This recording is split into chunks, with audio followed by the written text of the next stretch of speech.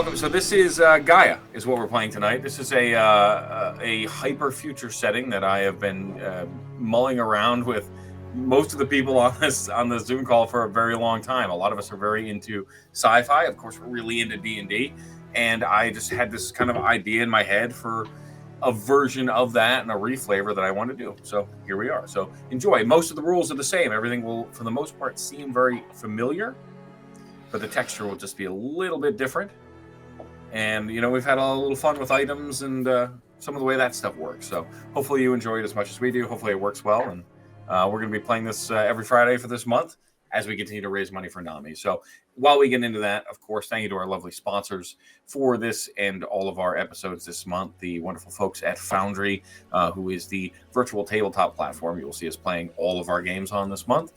We always love to hype Foundry here. It's honestly probably the most powerful virtual tabletop out there, with just a massive mod community that can make literally anything you're trying to do possible. And every day I'm learning new cool things. Like 5 minutes before we hopped on the stream, I learned something new from our new guest. So it's absolutely incredible what you can do with it to make your games super immersive and highly integrated. So check it out if you haven't. We will be giving away, as part of our raffle this month, a Foundry key with a ton of content packages. So feel free to spend those elf eggs and or donate to NAMI, and that's how you get your chances to win those. Of course, Foundry wouldn't work as well. The only downside is the self-hosting, but that's where Forge comes in. Forge is the website we use to self-host or to host our Foundry games for us. They give you a ton of online storage, great latency no matter where your players are connecting from in the world, as well as massive access to all those mods in the bazaar. So they've got a ton of other cool features like save states and things in case you screw up your games, D&D Beyond integration. So there's a ton of really cool stuff you can do with Forge. And they're also giving away, we've got about $100 in Forge gift cards to give away as part of the raffle this month. So thank you to Forge. Of course, the folks at Tabletop Audio, who supervised a lot of the audio that we use, they are always free, so they didn't really give anything away to us, but you can go check out tabletopaudio.com, download whatever tracks you like there. It's $0. And then, Justin, I think we have a new something else we're giving away this month, too. We just had a new sponsor roll in the other night, didn't we? Absolutely. Just had a conversation yesterday, finishing that up with Sterling Vermin Gaming, which is Benjamin Huffman, the creator behind the Thaumaturge class and the Pugilist class. And I mean, the list of things that he gave us is incredible. We have 9 stream keys for like his main source book, or 9 product codes for his main source book to give away. It's a $40 value on its own. He's got 15 codes that he gave us for his Thaumaturge class, which is brand new, just released like 2 months ago. And then also gave us a number of codes for his Pugilist class, which was featured on 3 Black Halflings most recently, with Shamini Bundell playing Reth, the squared circle pugilist. So check it out. Check him out. Check all his different stuff out on DM's Guild and Drive Through RPG. And again, enter for some stuff, and you'll have some chances to win all of it. In total, he gave us like $600 worth of codes. It was unreal. And you're muted. We're just getting started. We are just scratching the surface. We have a ton of other prizes to give away, other sponsors that have chipped in. We've got stuff from Dice Envy.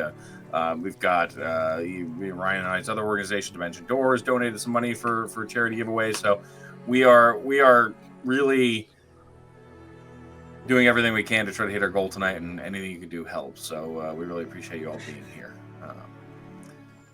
So with that being said, I don't think we have anything else to talk about, Ryan. Do we? Are you ready? I don't think so. Are you ready to? You guys ready to play some Dungeons and Dragons in the far distant future? So some whatever it is now. I should have come up with something clever. Why didn't you make that joke earlier? It's Dungeons and Dragons, but the A in Dragons is the number 4. It's just in leet speak. The 4 and the dragon represents all of the 4s that we rolled before the stream started. Listen, man. If you want 4, stick around. Just play with JD for 5 minutes. You'll have 30. Don't worry too much about your character tonight, because I notoriously don't roll very well. So, anyways, so getting started. Let me paint you a picture just a little bit to get you into this setting.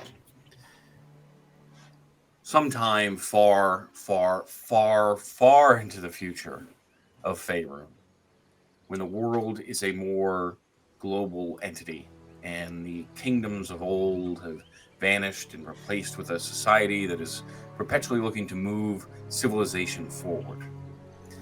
A calamity of a planet-ending size begins to occur. Massive climate change, the magic that had sustained life on the planet that encompassed Faerun begins to dwindle, begins to go wild, and another spell plague occurs. But this time, there is no coming back. And as these massive geological events begin to rip the planet apart, to preserve what little they could of their culture, they all banded together and, using science and technology, created a system. A system of machines and artificial intelligence, the likes of which no one had ever seen before.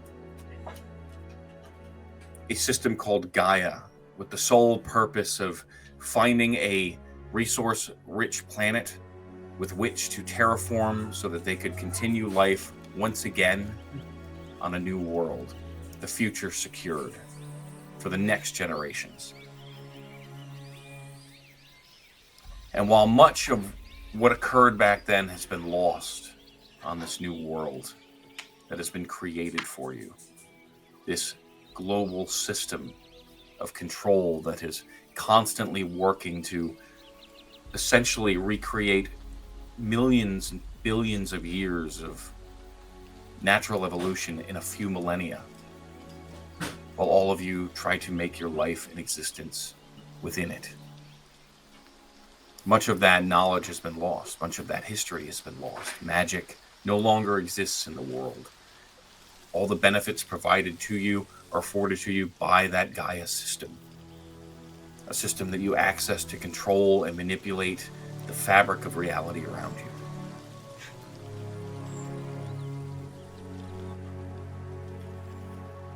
You all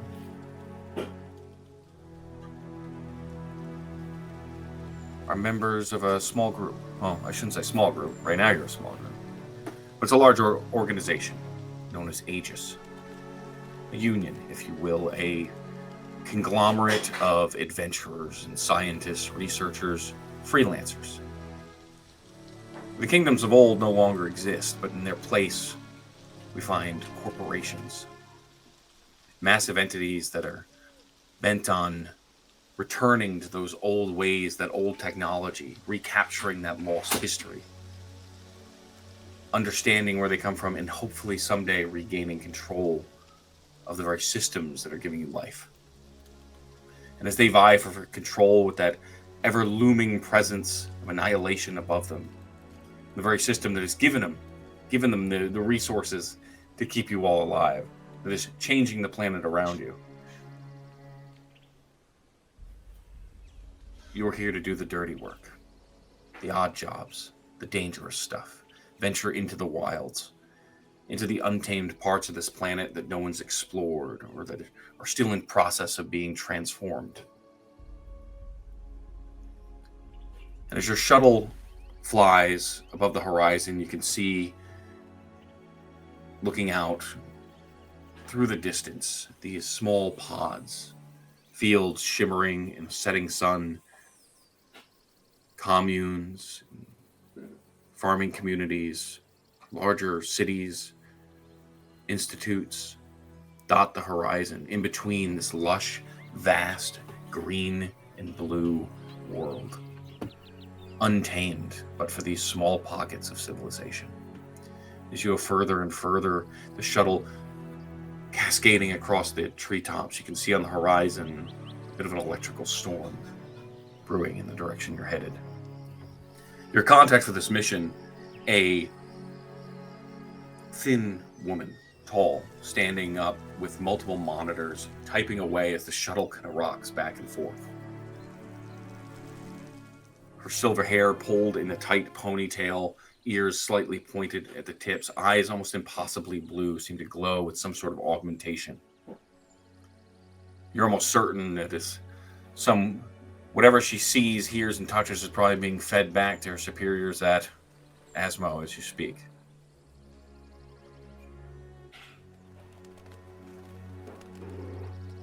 But why don't we start with Justin? Justin, as you're sitting there in the shuttle, rocking back and forth, why don't you describe your character for us?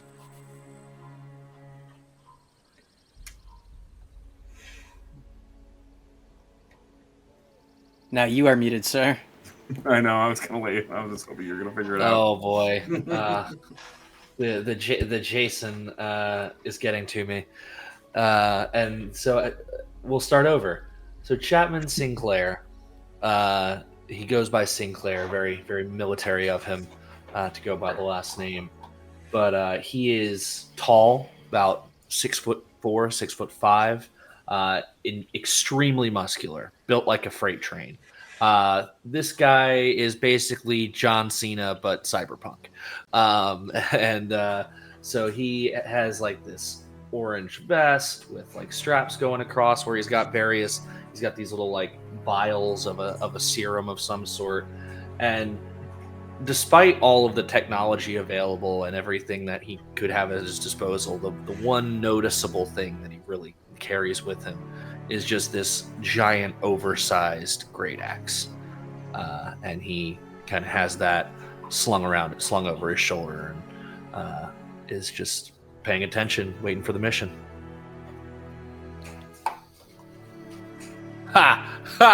Fucking call me out. As the shuttle rocks, again, you're jolted a little bit forward, bigger than some of your companions, and you are aware of everyone. You've all known each other, working for the same organization. Although I'm not sure if you've worked any missions together.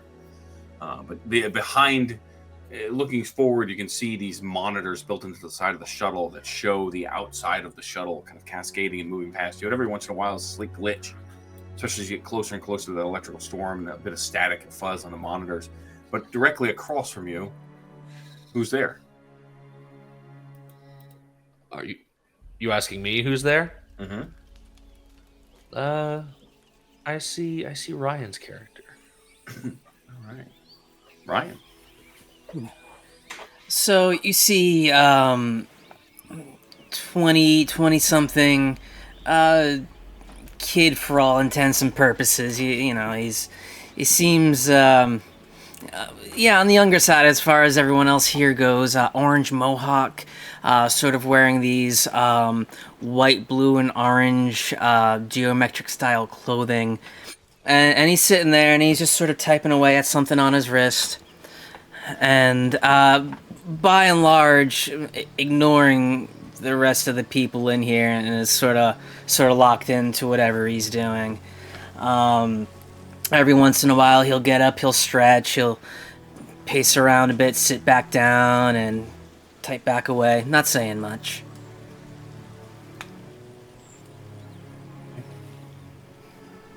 As you kind of focus in on your own devices, tapping away, you get the another lurch of the shuttle, and you kind of bump sideways into. Oh, that would be my little Chrome Dome friend here, Flake. Flake is a little 3-foot automaton, real small, currently tucked in, all the arms and legs tucked into little pod formation, strapped in.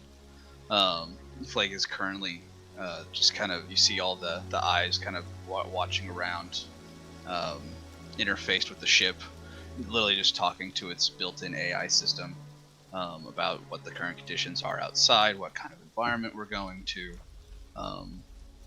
all that kind of stuff, just keeping a constant tab on how things are and whether or not, when would be the right time to unratchet from the ship itself.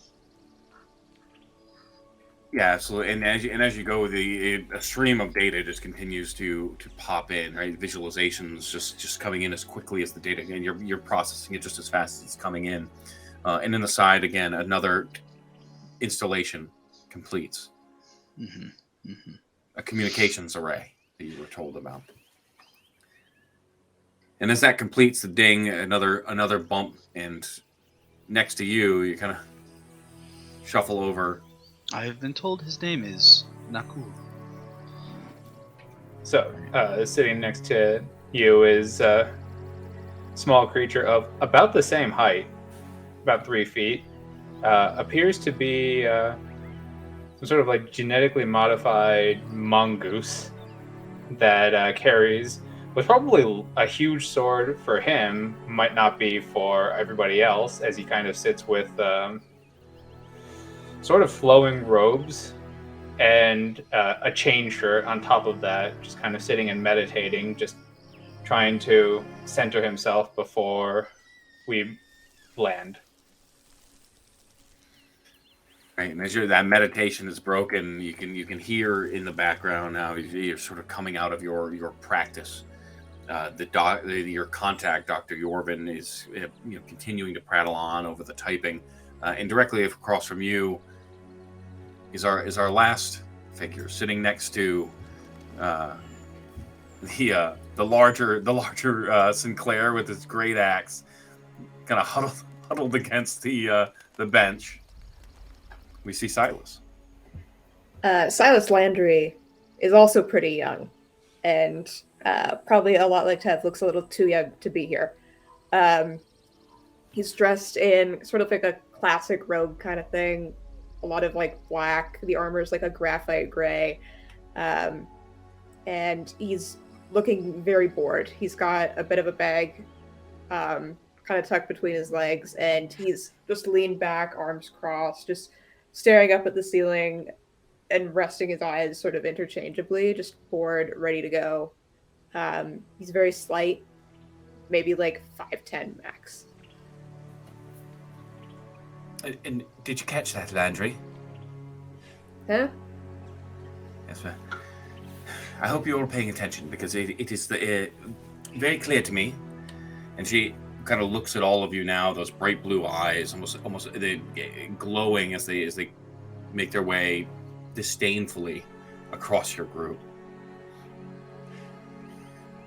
This expenditure is far more than you're worth. But as I was saying, the atmosphere here is toxic, but not in your typical toxins. There's some sort of ionized alloy in the air. So please, would you avoid anything that would, I don't know, exacerbate it? Yeah, sure, whatever. Flake, would you mind describing to them what would happen to their fleshy systems were they to rapidly expand the air with ionized alloy in it? Well, the first of all would be a searing, painful sensation as the skin slowly begins to crack and crumble and rapidly dry out. And then as it slowly flakes away, it would very quickly eliminate itself down to the bone in severe 3rd and 4th degree burns. You've All got the while, yes, all the while these tiny microbes would be lacerating you, penetrating you at an insurmountable speed. You two have Okay. absolutely no riz. Yeah, so don't blow up the air. Yes. Got it. Best to avoid, it seems to apparate as these pinkish clouds. Best to avoid them. But we have provided you with apparati. And she turns to you and she hands all of you a series of masks. These are self-fitting, high-end ASMO tech. They are, and all of you already have them in your inventory. You can see them. They are effectively make your breathing fine. You are immune to poisons in the air or anything that would affect you from a breath perspective. And on top of that, they are fitted with a relatively new technology, which is a brainwave transmitter, which allows all of you to communicate silently within 1,000 meters. And as Kaylin explains all this to you, and she hands you out the devices, she says, and of course, we will be able to maintain contact with you as well throughout the mission. Does anyone need a recap on what our objective is here? Check the researchers, right? Is this thing going to affect my field of vision? I gotta be able to see. No, it covers the mouth and nose. It's really not a big deal. Okay. Your other option is to go out there and inhale the stuff. And then my lungs blow up? More of a... Are you familiar with a sieve? Yeah. It's more of that sort of situation. Okay. Right. Good enough. But yes, our research team has gone missing. Unfortunately, due to the atmospheric conditions that surround this particular part of these wilds, we're unable to take any shuttle or get any aerial view of their encampment, but we haven't heard from them for weeks. And it took you this long to get someone involved? Well, it's not uncommon that radio issues occur in these parts of the world. How long did they have supplies for? Just out of curiosity. Indefinitely. Okay. They were resupplied just a month ago. Okay, that helps. Good. Well, of course, and she pulls up a series of numbers and letters begin to fly across the monitors. Gaia systems appear to be normal, unaffected by the electrical currents or any of what's happening in the atmosphere, of course. But some of your communications may be problematic, and you may experience other difficulties in the terrain. All in all, fairly standard. Right. Any additional questions? Anything? Are we there Anything we should? Anything out of the ordinary that we already know about, other than people going missing? Such as? Anything that might be hostile? You read too many tabloids. There are no hostile life forms on this planet, young man. Yeah, what do you need us for? Well, the most hostile thing in this area is you. So I imagine if there is anything hostile down there, it will look vaguely familiar to you. You're lucky. That's probably true. We don't believe that any other corporation has infiltrated the camp, if that's what you're asking, but it's always a possibility. Sure thing. Are any of the researchers more valuable? Is there a head researcher, a specialist? There is.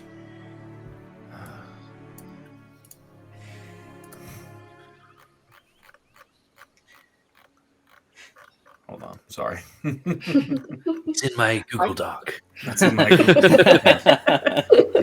Dr. Valara Terentia. I don't know if I want to do this out of the gate. Do I believe that they actually think there's nothing hostile down there? Can I do an insight check? Make an insight check, yeah. You weren't going to do it, I was going to. All right. Do you prefer the digital dice or? Whatever you want to do, man. Well, I got it out. That's really good. That's an 18 on the die, so 28. Chunky. Oh, yeah. Yeah, just out of curiosity, I mean, I guess, Narcool, how much would you believe a corporate agent to begin with? Probably not a lot. Right, given your past, right? Yeah. So I think by default you are conditioned not to believe any of it, and you being seasoned hunters of this variety, you're well aware that strange things occur, and you've heard stories from credible people, and you've seen some strange things in your time, right? Even if it's not necessarily hostile wildlife. The idea that it'd be there is true, but there is something in her voice that is. She really does. She legitimately doesn't seem to know what could be happening. Okay. Which, to be honest, is also pretty typical. Yeah.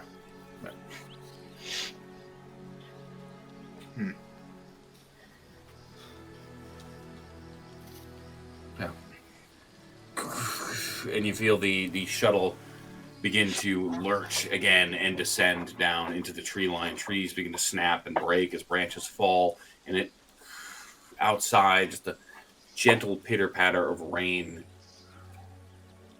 tapping against the shuttle as the doors descends and opens. Pitter patter. Let's get at her. Silas pops out first, as fast as possible off of that shuttle. Does he look sick? No, well, let me clarify. We all put our helmets on it. Silas runs out of the shuttle. And Silas, you see immediately a vague hint of what you were being told about, right? As you step forward, this vast landscape apparates before you. It is a thickly wooded and heavily lush green area, but there are these massive outcroppings of jutting stone going in all different directions, vines pouring over some of them, and in the distance you can just make out this sort of pink haze it's almost like a tint to the sky. You can see bits of it kind of move in groups in unison across the ground. It doesn't seem to affect the terrain.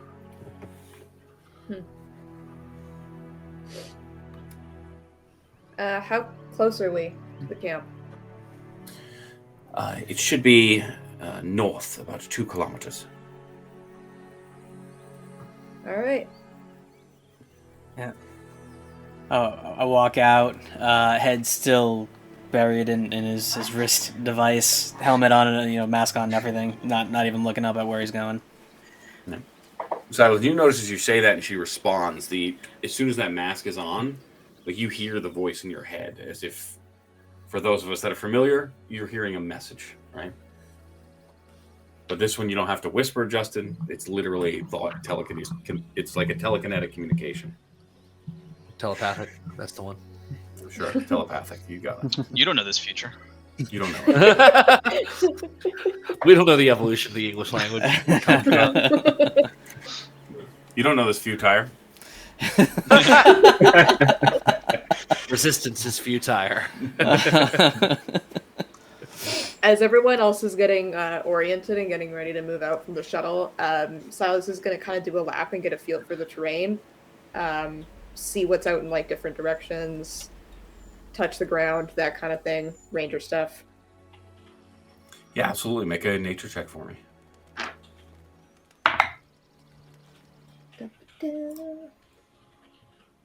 Or survival, whichever one you're better in. Are you proficient in any of them?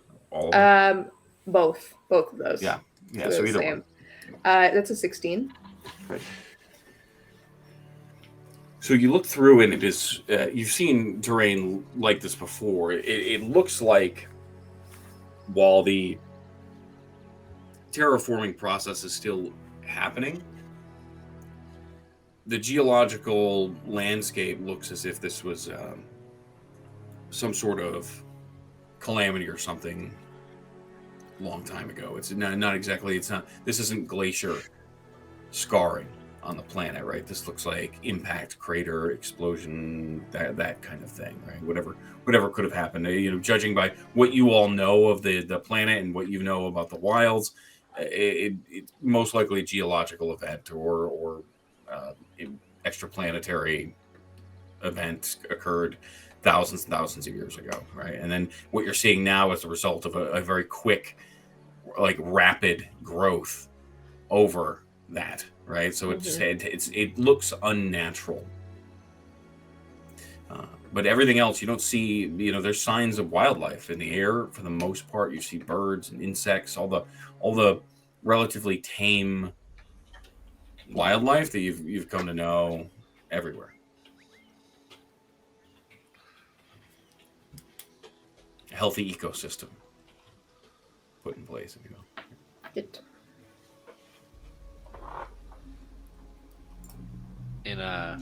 Doesn't really say it out loud, but in Sinclair's head, he's just thinking, healthy ecosystems still have predators.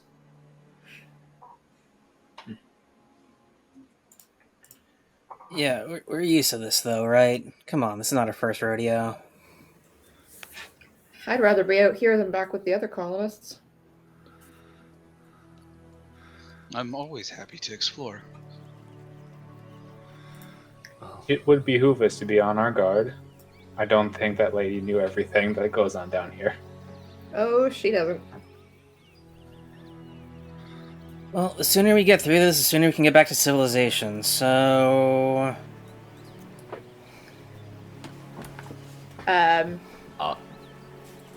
Is there some sort of, like, map that we have, or... Yeah, absolutely. Internally, flashing across your vision on one of your many augmentations, you all see the rough geological map terrain of the area from an overhead perspective, although there are splotches that are missing.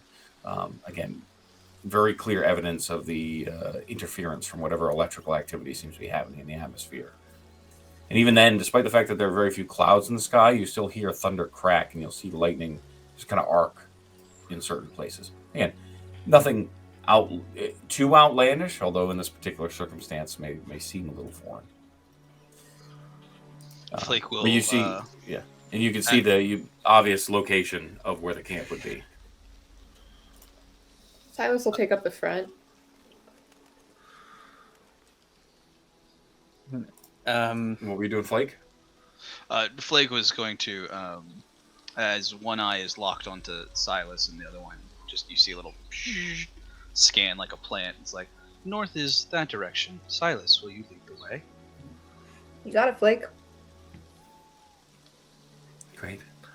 Flake leaves without saying anything, and right before the mission. As all of you gather yourselves, are cool, you keeping an eye on everything around you, keeping your guard up, you and Sinclair, the less trusting, or at least seem to be the two that are paying the most attention. You all journey further and deeper into these Viridian wilds. The dense foliage of the forest giving way to that rockier terrain. Now you can see it, those jagged cliffs like teeth jutting out of the green, lush terrain. A stark contrast. Sudden cliffs and boulders dot the landscape. These craggy outcroppings.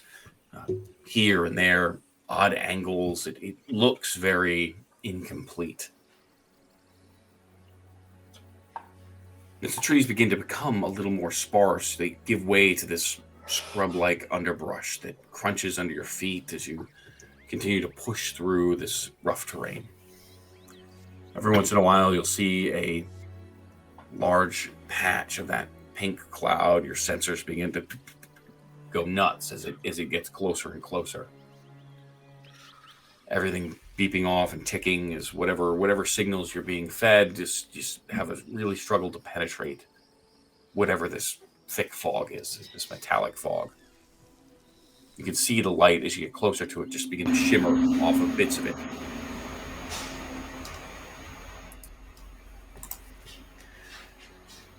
The weather as well seems to be unpredictable and harsh.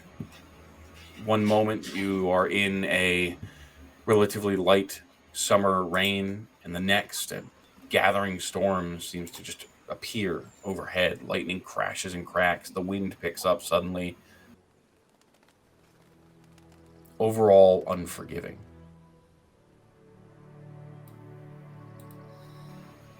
And just as quickly as it changes again, a sudden bolt of lightning in the distance illuminates a plateau.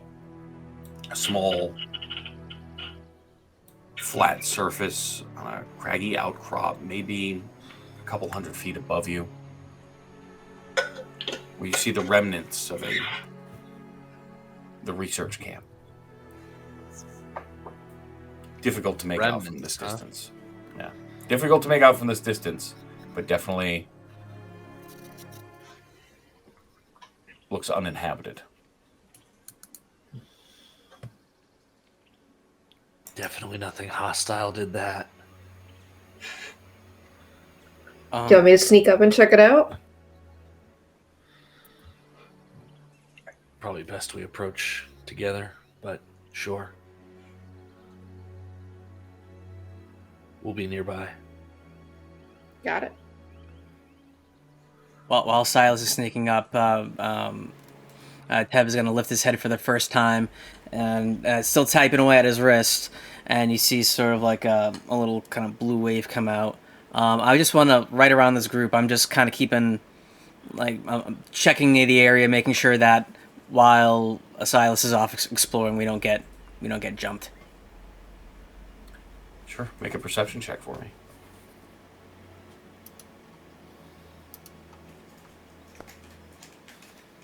It's a 16. 16, yeah. So with a 16, the majority of the surrounding terrain, it's again, the weather just begins to snap almost back and forth. And it's this high wind and the sudden lightning overhead, and then rain that just pelts down in waves and then stops. The sun comes out and peaks. It just seems almost random. And it shifts so suddenly that it's alarming in some instances. But you don't. One thing you don't notice is there's a significant lack of some of that wildlife that you saw just a few kilometers back. You don't see birds in the sky anymore. You don't see insects even on the ground. And then as lightning cracks again, this is static. It suddenly begins to build. It's loud and it just suddenly flares up in your auditory sensors. And then it dissipates. But hold on. Lantry, sorry. I'll get the names. I'll get the names by the end of this. Lantry, as you are ascending towards the campsite, this incline, this very steep incline, like an entire plateau, has just been shifted on its side, matching the rest of the terrain, leads you up towards the tip and the top of this flat area that flattens out to the top of this plateau. And as you climb, the wind whips, the weather alters around you. You kind of feel that tension building. The electrical storms that have been kind of just overhead are now almost around you the further you climb. It's the electricity kind of crackles in the air. You can feel the hair on your arms stand up at some points.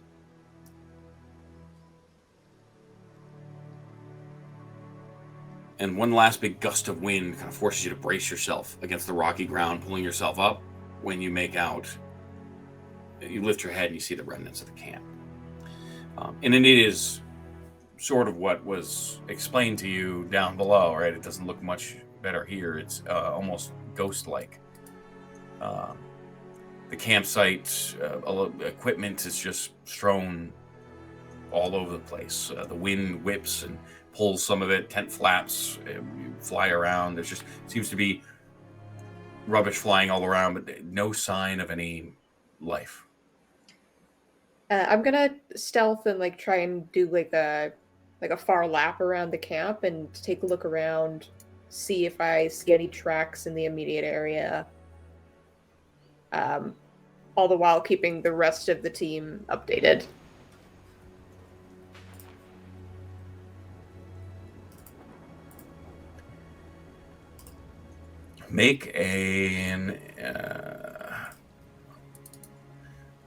I would say investigation, but I think in this circumstance, I'll give you a survival.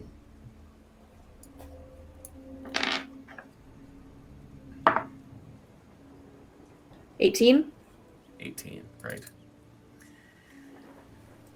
So investigating the campsite, yeah, are you kind of stealthing through it? Or are you trying to go quietly? Yeah. Yeah. This is second nature to you as you kind of keep your body low and use the wind and the terrain at your advantage. You kind of creep along, looking. You watch for a few moments as you creep closer and closer and closer, but it is completely empty. There is no sign of anything. Look in all directions. You kind of peek through some doors. The entire camp has been abandoned. The rapid growth that occurs in some of these places that's programmed to occur is happening. Moss and grass already covering the tops of this makeshift research camp. To be clear, One of the things, it's abandoned. There hasn't been any sign of like any sort of scuffle or anything. I mean, the whole place is like everything is thrown everywhere. There's like expensive machinery and equipment tossed all over the place. As you look around, the only things that catch your eye, there appears to be a heavy lockbox in one of the bunks that is locked. I'll talk to everybody else. Looks empty down here. Head down.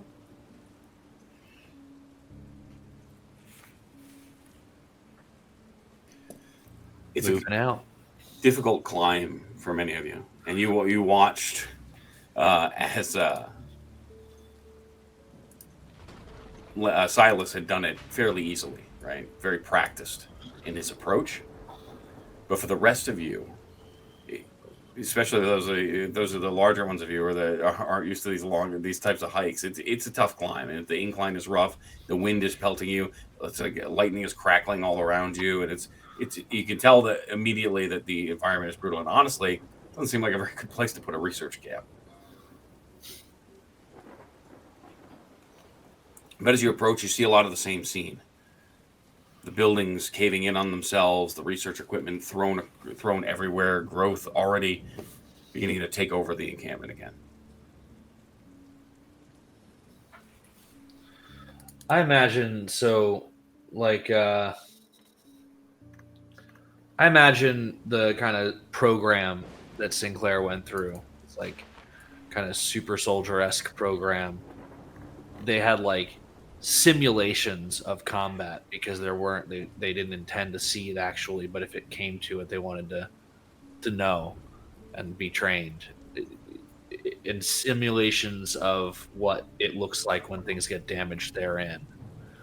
You know, looking at the equipment that's here, especially things that look like they've been thrown around by the storm or particularly beaten up, does it look like, given the surroundings, you know, the geography and everything?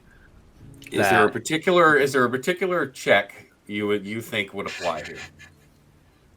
The outside of an investigation, or I'd like it to be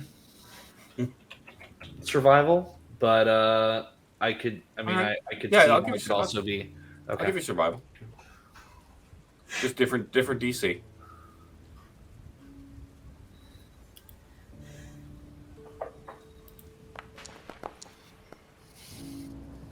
Ah!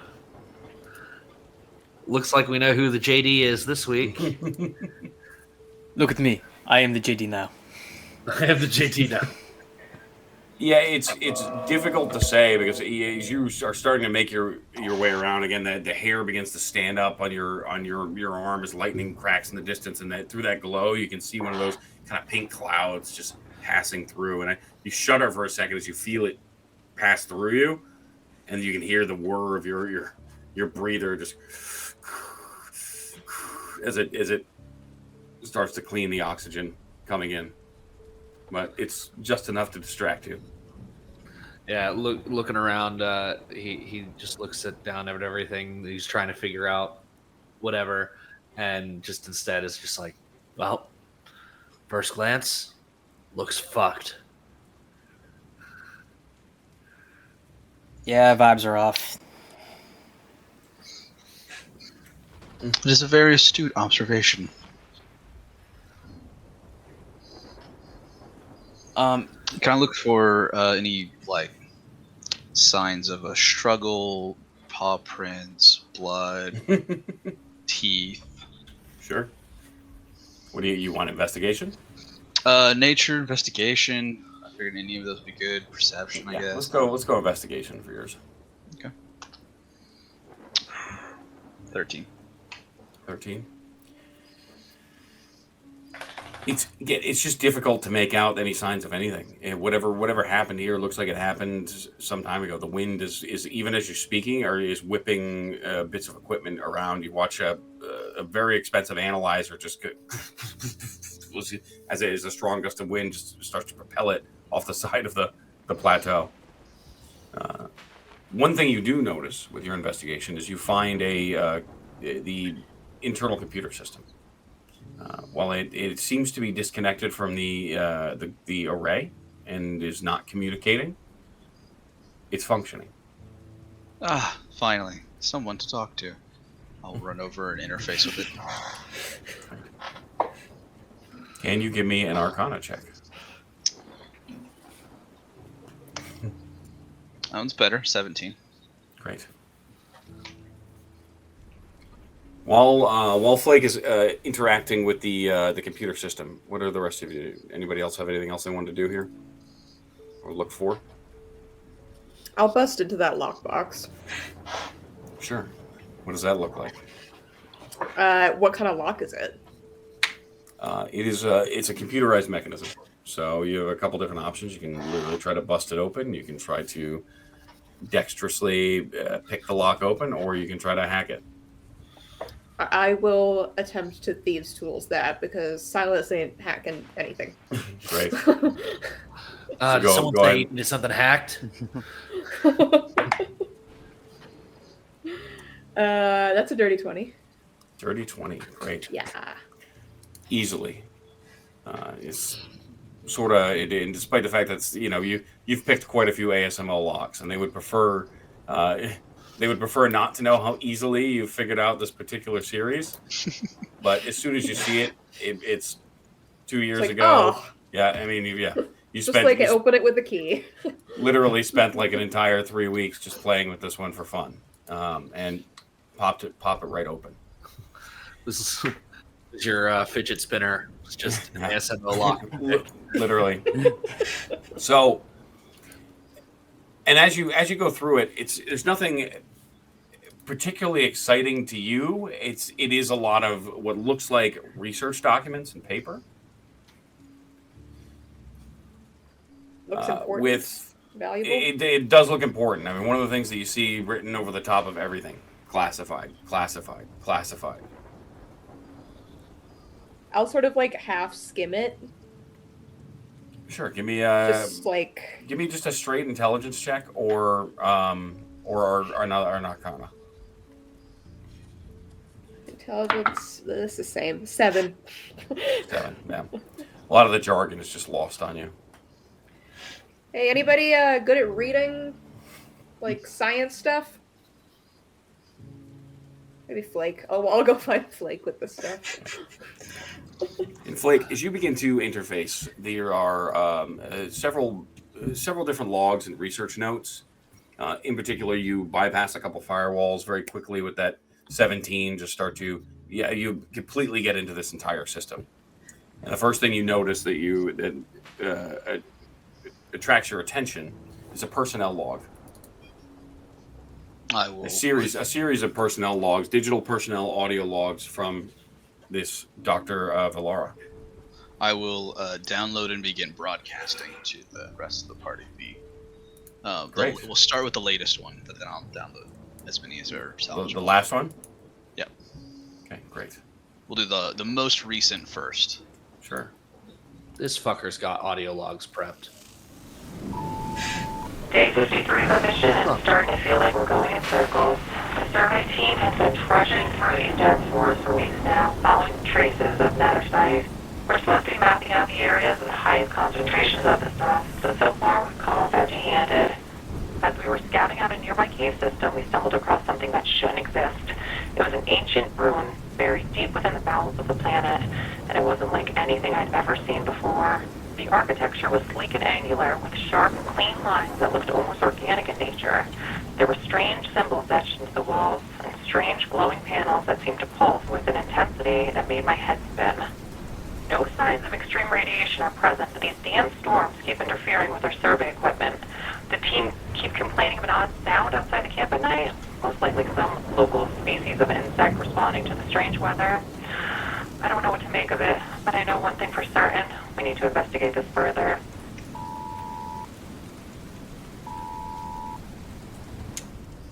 Son of a bitch.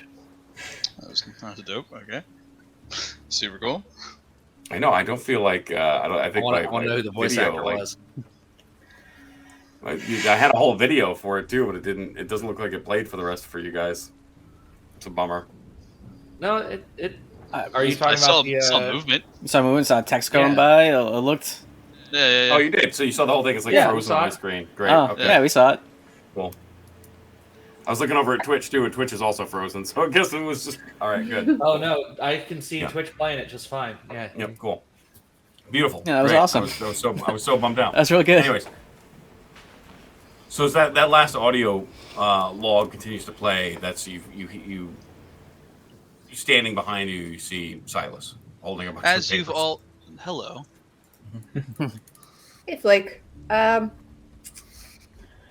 You know all the big words. I found this in a lockbox. It's all classified. Looks important. I really don't know what any of it means. But I figured you might. I shall do my best. I will attempt to read or. So I will give you here's what you got. DC 20 intelligence, straight intelligence, or a 15 medicine. I'll give you 15 arcana. How about that? Okay. 14. 14. Okay. What's going to happen? So with a 14, I will tell you that a lot of the data that is classified here seems to be something that has to do with these weather patterns, and you're trying to interpret it, but even the results are even beyond you, and then a lot of the data is redacted.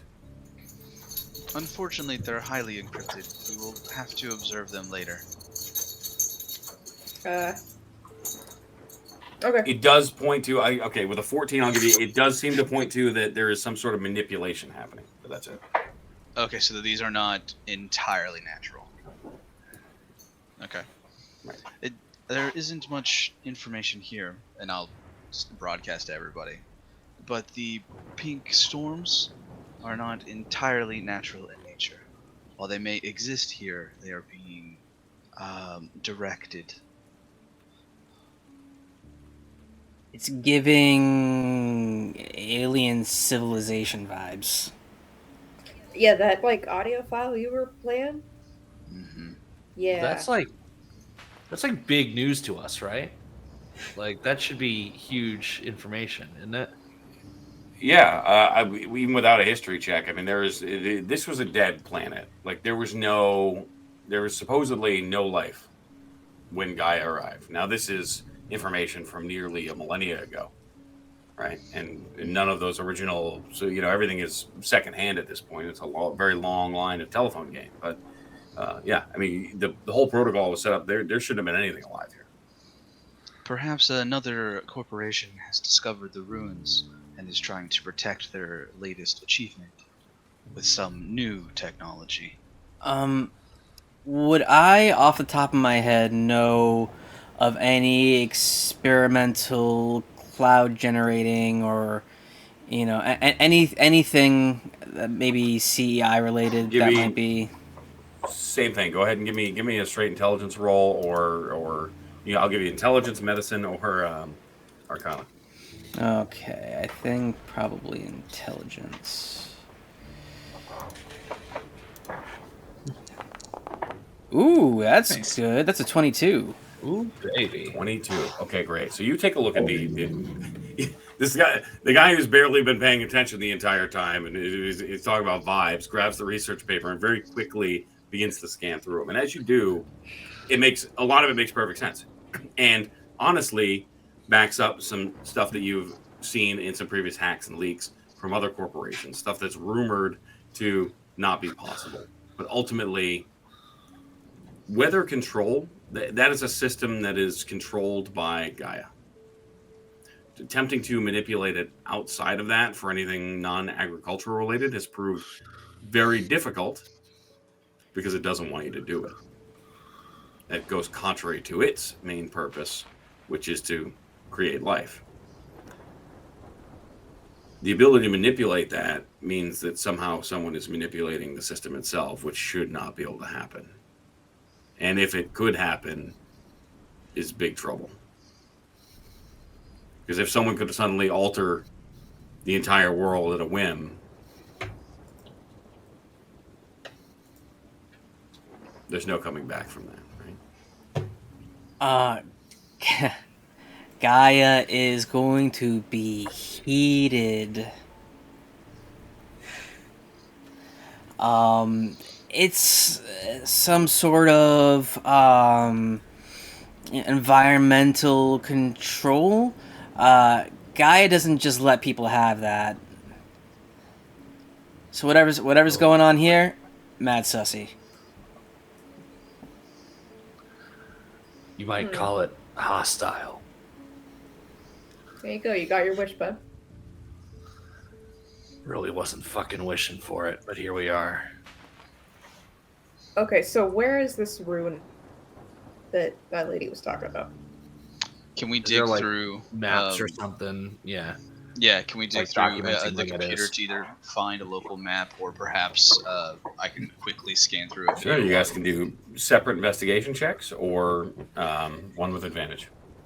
I'll give advantage to somebody. I'll give advantage. Yeah. Yeah, advantage. Who's rolling? Flake, it looks like it's you. What's the roll? Intelligence is a dump stat, baby. I got a plus 4. I'll give you advantage then. Okay. Sure, take it. Yeah, investigation. All right.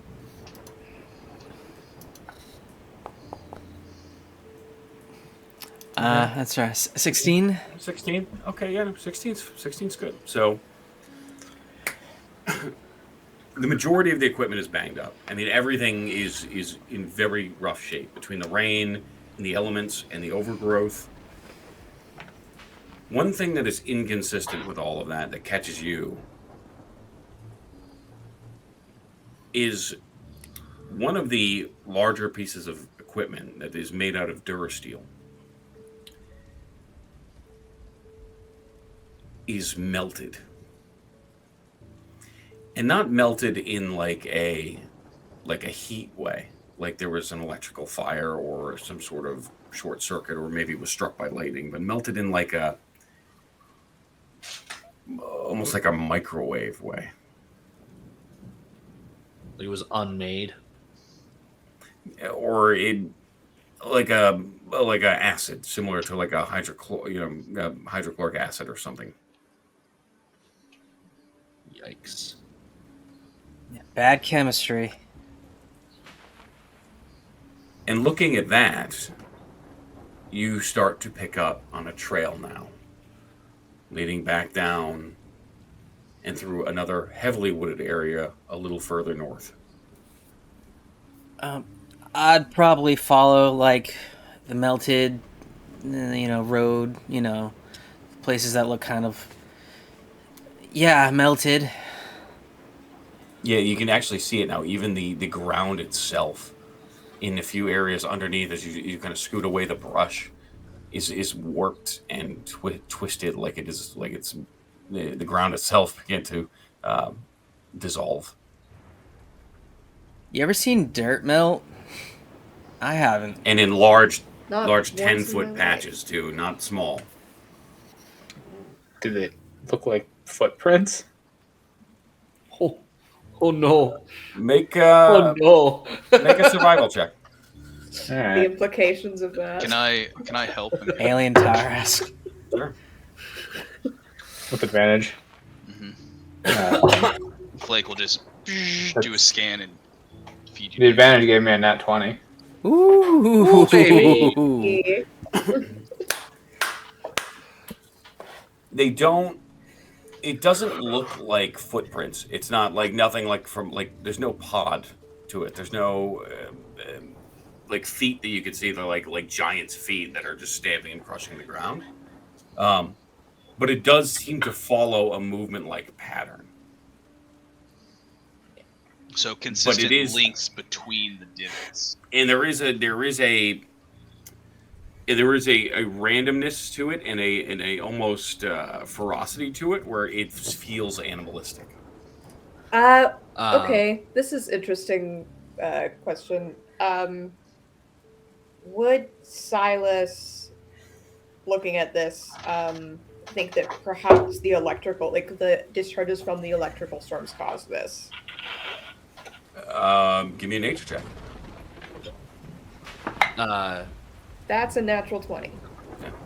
Oh my goodness. Good back. start. Good start. Yeah, absolutely not. There's no way. I mean, you've seen lightning strikes. You've seen lightning hit the ground. It burns, it singes, but nothing like this. Okay.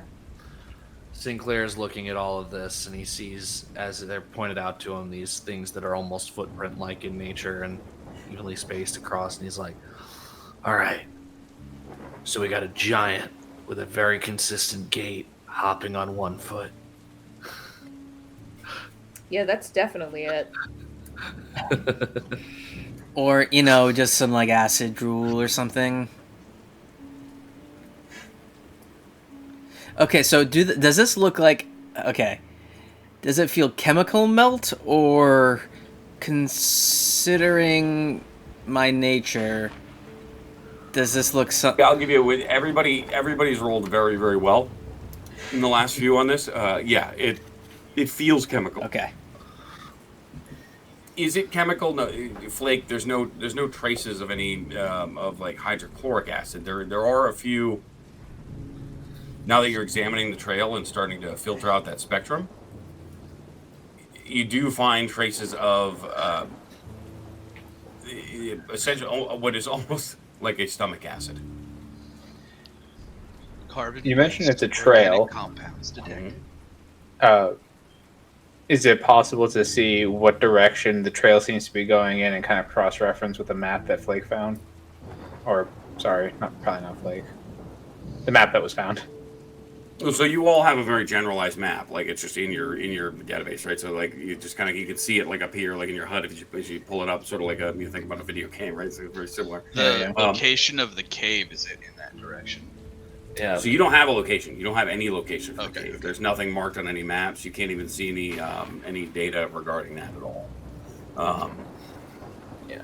My heads-up display is a little funky because I use Google Glass and it just never quite worked properly. It's just always offline a little bit, like... I wish though. Alright, you don't have to be, like, super smart or anything. You just sort of, like, follow this. We'll get there. It's the best lead we have so far. That's true. Sounds like a plan. And assuming we don't need to look around here any further, he's just gonna kind of start slowly going in that direction, like being careful, like smart enough to take care with his steps and not step in the puddles of burning acid. In fact, he'll take like a stick or something organic and like chuck it into one of these prints left over and see if there's any like residual effect. Make a Constitution save. No, it bounces. I mean, it hits solid ground. The ground itself is very solid, and even like again, Flake's examining it. There's no residual chemicals. It's very trace carbon, but no. And it's solid. It just looks distorted. It's like it happened a while ago and it's hardened in this new sort of melted state. Sure. Yeah. Based on the light in the sky, do we know how many hours we have left in the day before we have to make camp? Yeah, I would say you don't even need the light in the sky. I mean, you guys have. You're right. We have clocks. You have actual clocks. Super accurate I clocks. pull out my iPhone. Just little quantum clocks. I check the little timer that's there always. You know that one. Yeah, I mean it's getting late. The sun is getting relatively low in the sky, and your clock reads 4 p.m. So, great. You all of a sudden you check Google, and you've got the sunsets at 7:35 tonight. Awesome. Perfect. Yep. As we start walking along, Silas is almost like he's like moving a little bit ahead of everyone else. He's crisscrossing back and forth and like checking stuff out. He almost looks like a little kid just like running in front of his parents, just happy to be there, getting familiar with the area, keeping an eye out for anything suspicious, that kind of thing. Just then Flake dings. The time is 4 p.m. Be on the lookout for shelter as we approach. I had a momentary lapse of like what we were talking about, and I heard Flake dings, and I'm like, "What is there, toast?" Silas, come back. The toaster is returning. What a brave little toaster.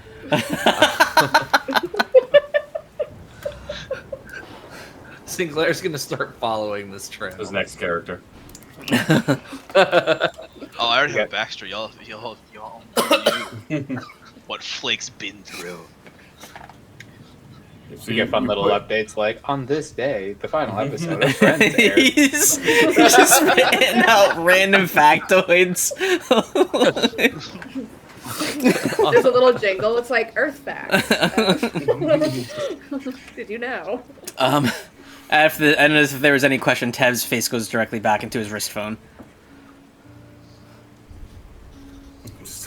Whatever hyperfuture TikTok is. Yeah. He's playing like a holographic tower defense game, you know. It's balloons, tower defense, 739. Yeah.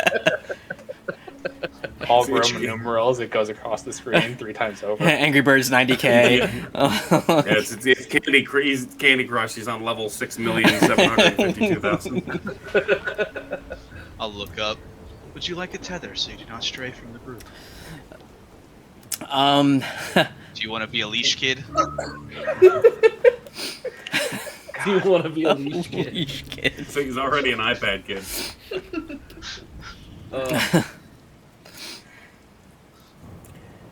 Okay, so as you... Undetermined. We'll see how it plays out. Well, maybe later. He's just gonna grab me with a wire at some point. Like, push through, back down, and the foliage once again begins to get really dense in this part. And odd behavior, odd natural growth, these weird patches of large, dense forest suddenly. And up above, the rain sort of settles down as the canopy blocks out much of it. But still overhead, you can hear the thunder, the lightning in the distance. Along the path, you continue to pick up that trail. It's hard to follow and gets more difficult in the forest. But again, with all those checks earlier, you guys are finding, and quickly now, you're finding signs of other trails as well. You're finding footprints, humanoid footprints. Is there a boot print that I would recognize as being a boot? Well, like specifically like manufactured and like would be from the research camp. So that would be really tough. Is there any? I'm gonna pull a Chuck. Are you proficient in cobbler's tools? I mean, no, but I just figured as a ranger who tracks in this environment. Okay, sure. I would know the equipment. Give me a survival check. it's like a giant asthma logo, like just imprinted in the soul. Yeah, right. See, it sounds like something they would do. Yeah. Incorporation of the future. It's a 13. 13. It's hard to tell. You can only surmise. I mean, looking at it looks like they're several weeks old. It's a little muddy. There's not as much growth here in the forest. Like you've got with the canopy overhead. So you've got, but it looks like they are weeks old. Just a random boot print in the mud. What Can you I, can't, what I will give you take with a your picture 13. and send it to everybody else. Yep, absolutely. And what I will give you with your 13 is that you know well enough, and you've done this many times, the boot print was running. Looks like they were running. Something. Great. Fantastic. I'll activate one of my rear sensors and just do a quick look behind us. See if anything out of the ordinary has changed. Anything following us? Well, the question is, were they running to something or from it? Make a perception check. I'll help you out. Okay. Out of the box. I keep it anyway. 16. Okay. With a 16, you don't see any signs of being followed. There's nothing. Your head kind of spins at like a full 360. Like you watch his eye, these large eye cameras just kind of like spin around and examine the forest. There's nothing visually that catches your attention. But then you suddenly hear the same thing that God, what was your name, Ryan? What was your character's name? Tev heard earlier. This very sharp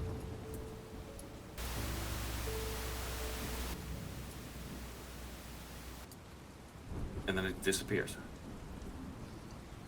Just a sharp burst of static. Yep. Be on the lookout. I'm detecting some audio interference.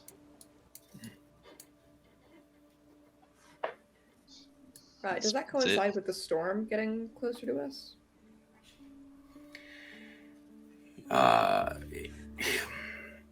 Not really. And the storm actually, from your perspective, it seems like it's further overhead. It seems, and you don't, again, all around you can see that kind of pink mist. And it seems to be getting thicker and thicker as you get further and further into the forest. But maybe that's causing it. It's difficult to say. It doesn't seem like it's storm related, but nothing about this seems normal. Yeah. Right. We better push on.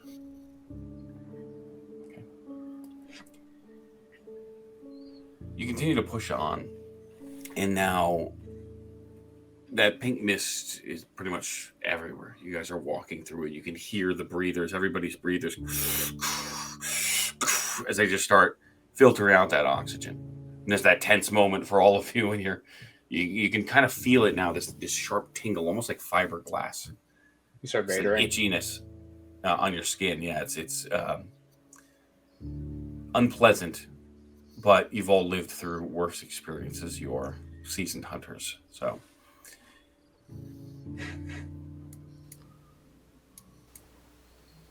The further you get, though, that static just begins to become pervasive.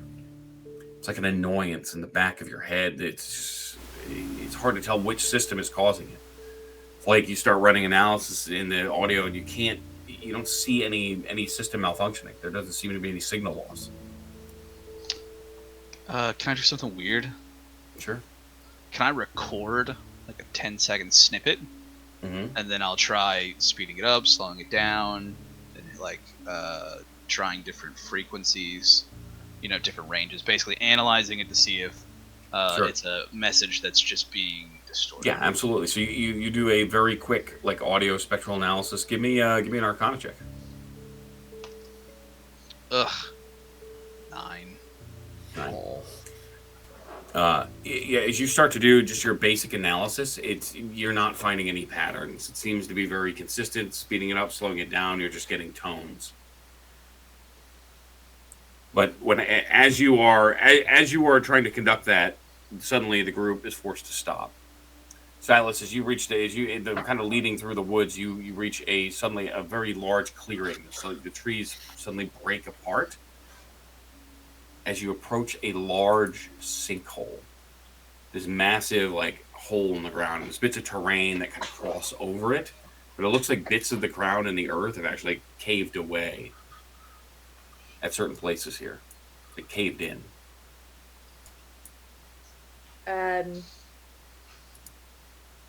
If I were to look around and try and like peek into it a little bit, and I don't know, just get a feel for it. How stable is the ground where we are right now?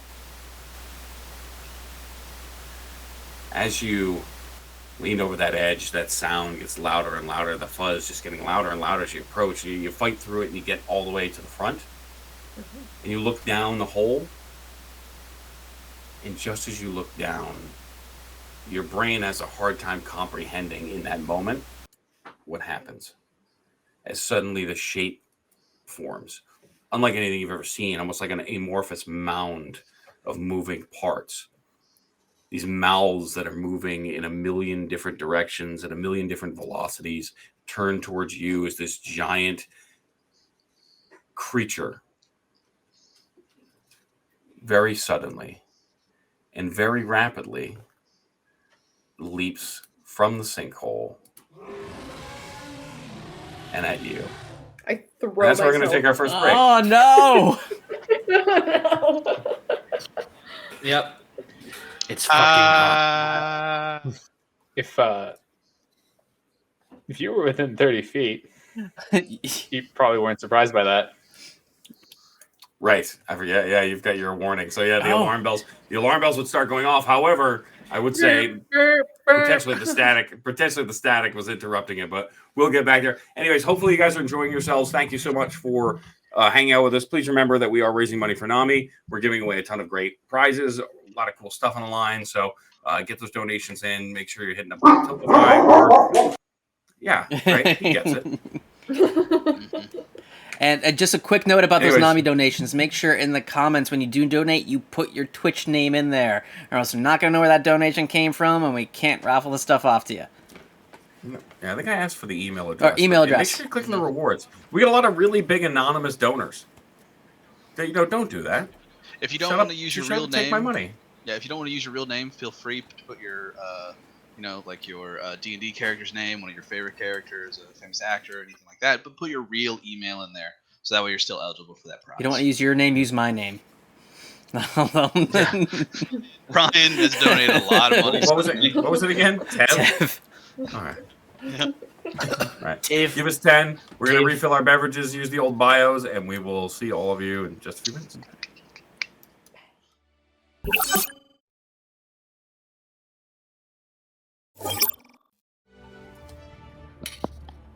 All right, and we are back at it. So, Eli immediately is this monstrosity of just moving mouths pulls itself out of this sinkhole. You feel the ground beneath you start to suddenly give way, and not give way from like a collapse standpoint. It starts to melt like dough.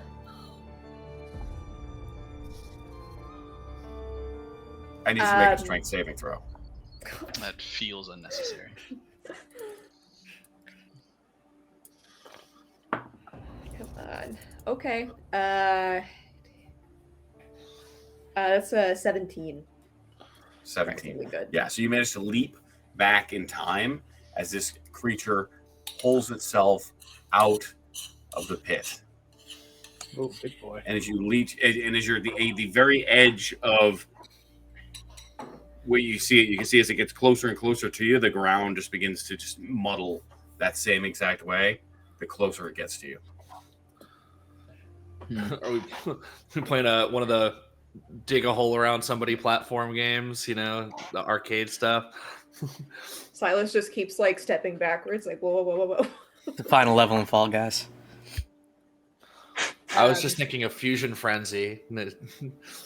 Are we like in an initiative right now? Do I have attack action? Can You I go? are. Or? Yeah, it's Okay, your turn. cool. Yeah. I will. I'll pull my bow off my back, and I will try and aim for whatever's getting at me that's freaking me out the most. Whatever So you part wanna of this use- thing. You want to use the bow? It's right. You'd be disadvantaged because it's right Oh, in front of fuck, you. right. Yeah. All right. If it's right in front of me, then arm blade snaps out, Amazing. and I'll take a swing. All right, so to do that, all you have to do is if you hover over it, you see the arm Yeah. blade down there, Yeah, and it goes to a die. Just click the die, and it should. There you go. clicky. Welcome Nice. welcome to digital dice. I can't believe you're Oh. making me do this. Oh, Of course. Of course. you did this to me, and I won't forget it. So as you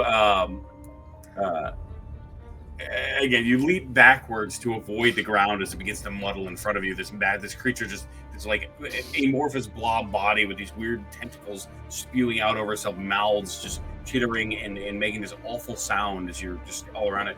This blade suddenly just like this opens up from your arm and shoots out this needle-like protrusion as you go to stab into the creature.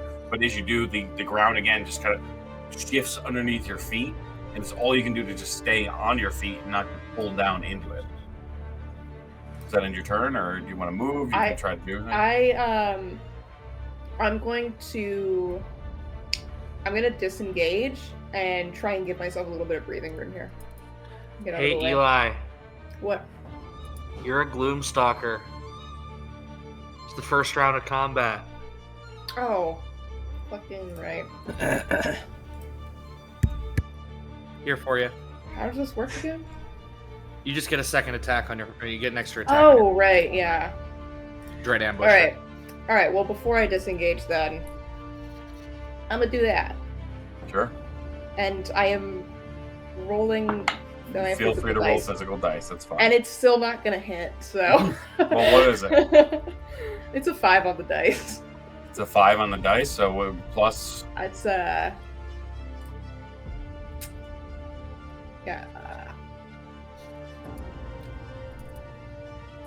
Should be plus 6, right? I think it's plus. I plus believe 3 so. plus your dex, right? So that'd be 11. 11 hits. Yeah. 11 does hit. Okay. 11 hits. It is a large blob-like creature. Yes.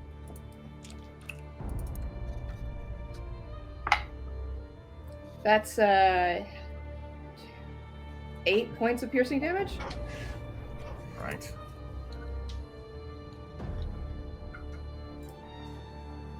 As you And hear then- that roar again, it screams. All the mouths chitter at once as you pierce it. You just very quickly with that, you go in for another strike with that like needle arm that you have. It just goes in, pierces right through, yanks out, and you can watch this purplish bile just kind of spill out of the thing.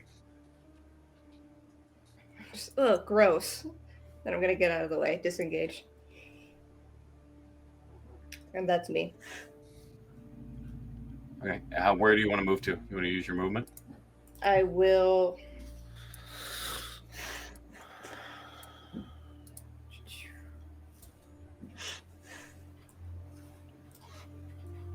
I'll just fall right back in line with everybody else here. Okay. And Great. that's, yeah. This thing has got to be next. It sure is. Why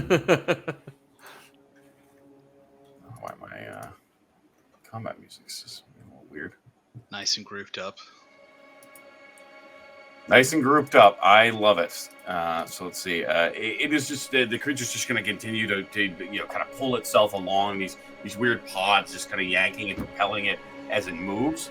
Each one is a random mouth appearing with these sharp, almost translucent teeth, just chittering with this gross bile spilling out of it as it rushes forward. Oh, whoops! Eli essentially ran away. As it rushes forward and Silas instinctively moves away off the screen. Good call. The first thing it's going to do is one of those mouths, like it slams against the ground. Some of that like weird viscous bile just spits out at you, Eli. Does it do anything to me? I need you to make a dexterity saving throw. Okay. Sorry.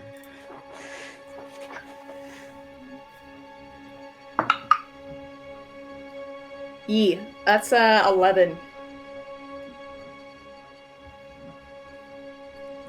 So as it lands on your face, you can feel it begin to burn, like the mask that's kind of protecting you it gets covered with it as well, and you can hear it start to kind of shut down as this bile just lands on it, and your vision just goes dark as your eyes start to burn.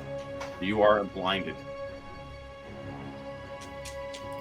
Very cool. And then it's going to attack. Does a 15 hit? Yep. Just. All right. As it attacks, I will also use my reaction to attack. Oh wait, With no, Sentinel? I'm not one of the ones next to him. Never mind. So you take 14 points of piercing damage as one of the mouths, like one of these pods, just rips out. It grabs on you. You feel it crunch down on that on your exoskeleton. Mm-hmm. And I need you to make a strength saving throw. You weren't kidding when you That's said the I way- might not make it, hey? JD, because of the way this token is centered in the game board, I am 5 feet away from it, correct? It's Yeah, centered. I'm listening. Yeah, that's fine. Sure. Yeah. I'll give you a sentinel. Yeah, absolutely.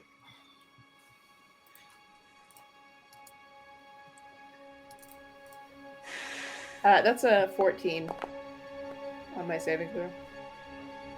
14 succeeds. That's a Yeah, so 3 it for attempts 11. you see, it feel like it attempts to yank you down into that like doughy ground. You can feel the arm kind of yank, like suddenly pull you down, like some sort of wild dog. But you manage to pull your arm away, despite even blind, just natural instinct. You continue to try to position yourself backwards, and that will end its turn. That was an 11 to hit on the Sentinel attack. 11 hits. Ooh, baby. Love to see a 12 on the 16 points of D12. damage. Love to see max 16 damage. points. Yep. Love it.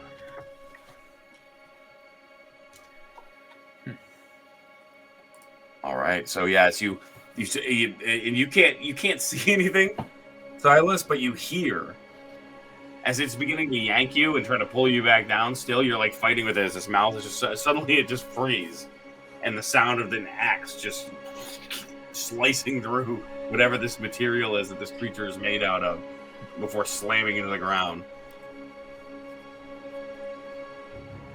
Ryan. You finally hear sort of the beeping on his wrist stop, and you see like a big holographic pause pop up from his wrist before it disappears. And Before you go too far, I'm sorry. I need you to make a strength saving throw. okay. Oh man. Oh. You All couldn't right. have let me get my bonus action first, you son of a bitch. I'm sorry. Sorry. Yeah, that's an 8. Well, so it's just your movement is reduced to 0 as suddenly the ground is like. Is this a grapple?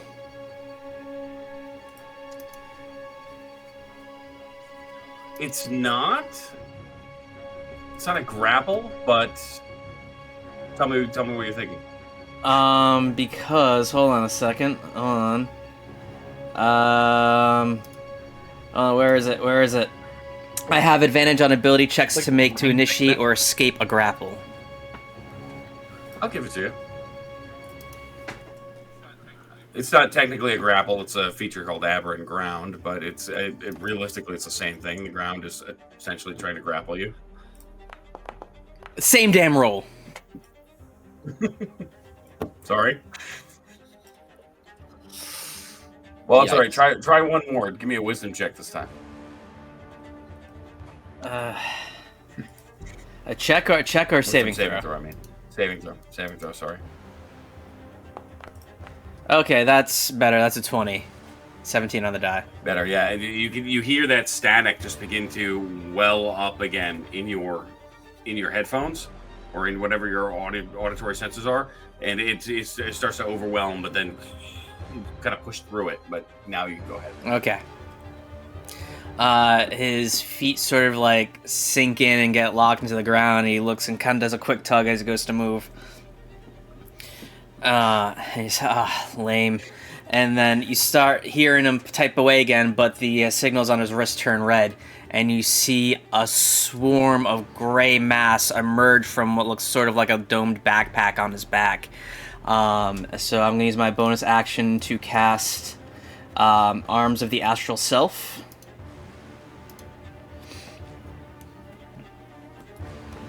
Yep.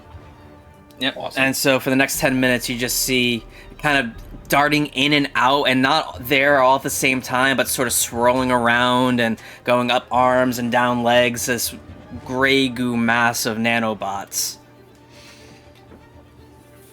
He's JoJo. What a bizarre adventure.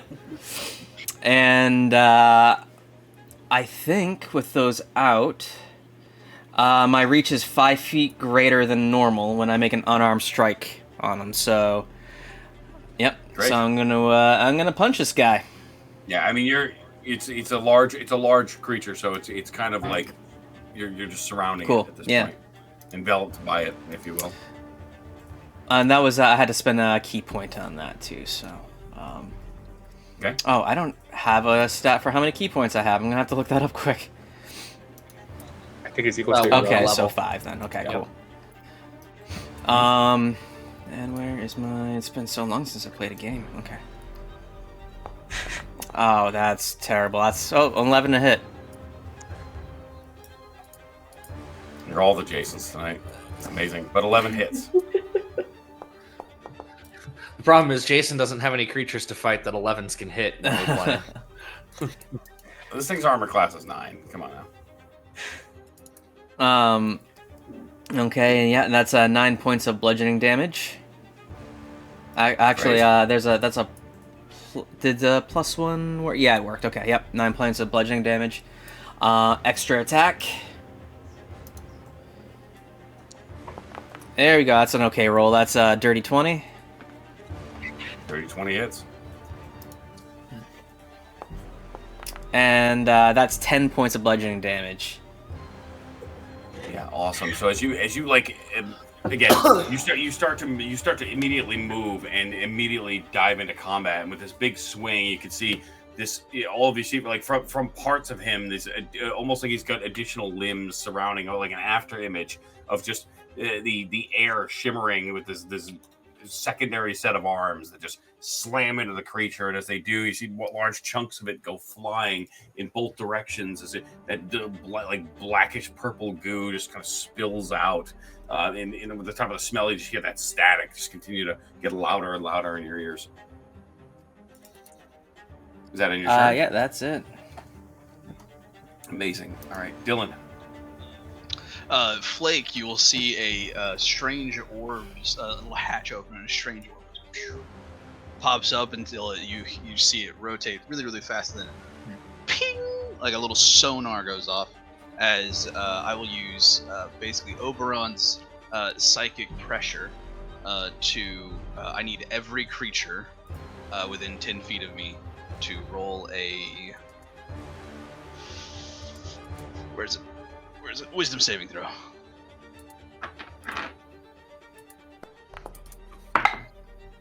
Oh, So Ryan is outside of the range, but everyone else, including your creature, needs to roll it. If you get below a 16, you are charmed by me. I got 17 on the die. natural 20 for a 21. Excellent. How'd the 18. creature do? Quite charmed. 18 for the creature. That is not what I wanted to hear, JD. Sorry, man. I will see that it is very much not affected. It looks great. Unfortunate. Yep. Sinclair looks over at you and goes, "You look like extra shiny today."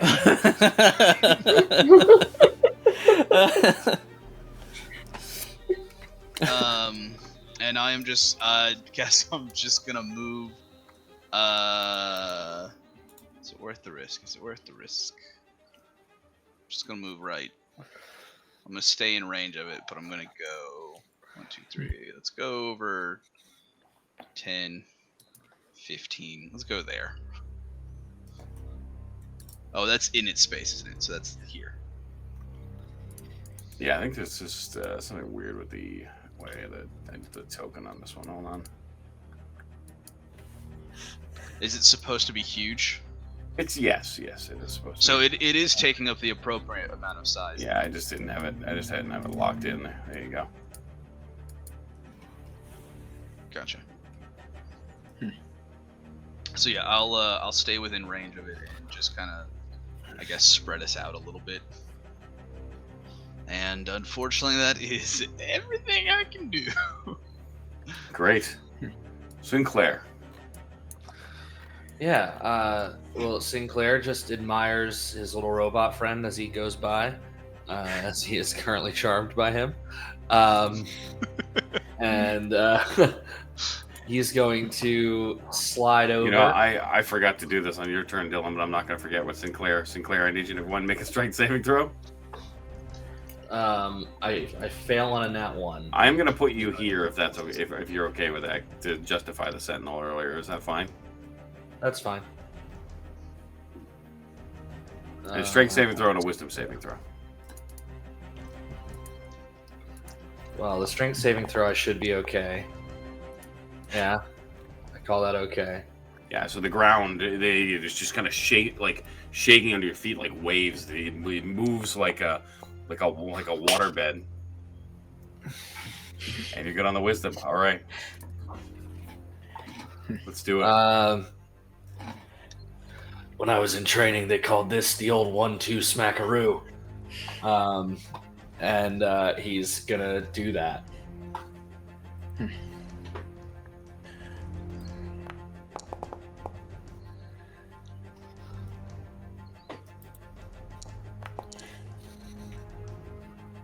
So that's going to be 8 points of slashing damage as he cuts in with this axe the first time. Absolutely, yeah. And one more slash as he basically on the follow through just whips around again. That's a crit, baby! Nice. And I don't know if this will do it automatically, but underlying stats wise, I'm a half orc, so I do get an extra die for the critical hit. Yep. It did not do it, so I'm going to add one more.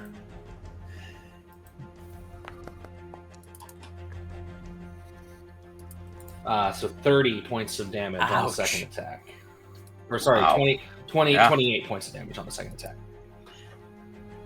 Absolutely, yeah. So that first swing, you give him the 1-2 smackaroo, right? It's as you take a big whirling chunk of this thing, and it's easy to hit, right? So it doesn't seem to be moving anywhere, and you can feel is that the whir of the servos is your those deep tissue muscle fiber implants you have just suddenly bulge. You watch his arms just like explode as he yanks the axe down with such a ferocious force that it buries into the ground, nearly splitting the creature before its amorphous body kind of starts to try to pull itself together in the remnants of what was left over. All right. And that is going to be, that's action and movement. Or I didn't take any movement. You didn't take any movement, no. I don't have any bonus actions that I plan to use at the moment. So we are just gonna, it's a bad idea. No, we're not gonna back away. We're gonna stay right in this thing's fucking dome. Hell yeah. Okay. Yeah. Tag it. Polarity. First things first is strength and wisdom saves, right? You got it. Let's do that in the app. Saving throw. That's probably fine. You are fine, yeah. And then wisdom. Doesn't matter if I call it a saving throw or not, because it's not something I'm proficient in. Also probably fine. Yep, good on both. I think, despite being like a genetically modified creature, and you would think that would end up being a lot of the direction of how this goes. I think it's actually more animalistic, as kind of like the ears flip back and the eyes narrow. His mouth is kind of snarling. You can't see it below the mask, but it's happening. As I'll make 2 attacks with Great Weapon Master. Let's see if this works. Oh.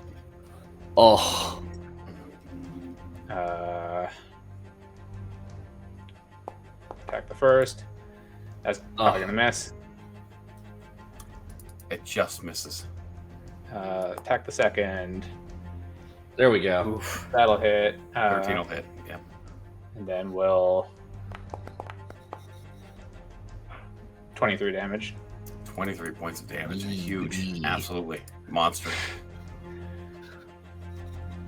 Yeah, so you see, you see, like, again, wires and metal, like, meshed in with his fur-like body, just begin to move in a flash as this massive greatsword, almost twice his size, just whack as he just kind of moves with animalistic fury. The first slice missing, but uses the momentum to almost flip over the blade, and with another big shot, just carries it all that weight down and into the creature, and just bits of purple black goo and the weird flesh just go flying as these little mouths just continue to chitter and chatter. It's still up. It looks real rough. And I hiss at it. Eli, strength saving throw and wisdom saving throw, please. Okay. Oh no. That is 5 on the strength saving throw. And oh my god. And 3 on the wisdom saving throw. Oh baby.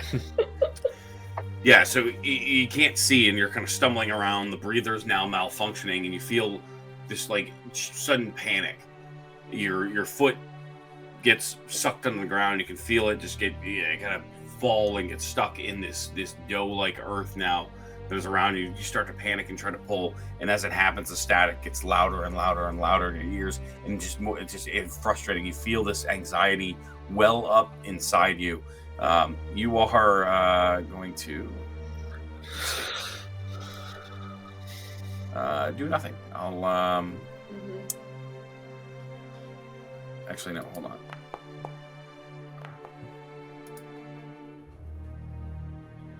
Yeah, you do nothing. That's all you can do.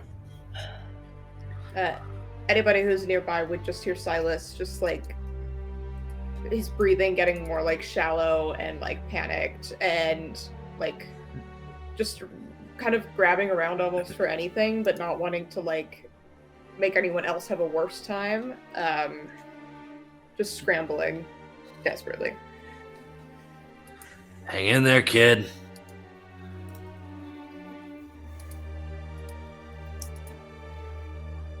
With that, the creature is going to roar. All these mouths now just trying to pull themselves together from all this flash of metal and just pain that it's had to suffer.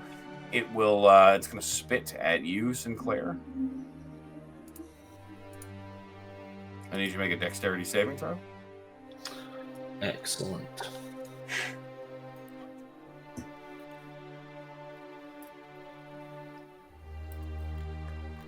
My whole screen just went black. It's because you're blinded now. You failed the dex save. Did I? I can't tell. I don't know. Hold on. Oh, I didn't even get to click it. Okay, here it is. Oh, rolled right off that nat 1. 10 fails. Yeah. So you are, again, as this like acid spit hits your eyes, you can feel them burning as you also start to pull and panic.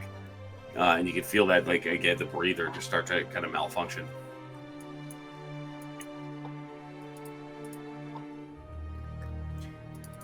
And with that, it's going to make another attack at... actually, I think it's going to just attack you, Sinclair. No, actually, it blinded you. It's going to attack the mongoose. Yeah, that's fair. That's a natural 20. That'll happen. Silvery Oh my barbs. god. Oh, Oh my god. oh!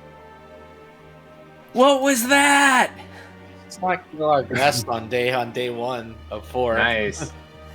I don't even know what that was. I just had to check to make sure it wasn't broken. Yeah, you take Oh 46 my points of God. piercing damage. Just this mouth, like one of these pod mouths, just kind of engulfs you. You know, you're almost completely swallowed by the thing as all of them start to bite down on you. Yeah. Just make a strength saving throw for me. Oh, sure. Normal. That's probably okay. Yep, you're good. You're good. And with that, Ryan. I don't know if I want to anymore. Try That's each wisdom, ridiculous. please. Yup. Is he up? It wasn't Ryan. He's polarity. He's still good. Yeah. Yeah, I got health. there's a number there. And a number of health. There's a number there. It's not double digits anymore. It's But greater than Oh 0. my god. look, the most important hit point you'll ever have is your last one. Yeah, Mm. That's true. that's the Okay, philosophy. alright, so Again, no. I was a zealot barbarian last night, so that wasn't even true. alright, the Why are all of your characters religious?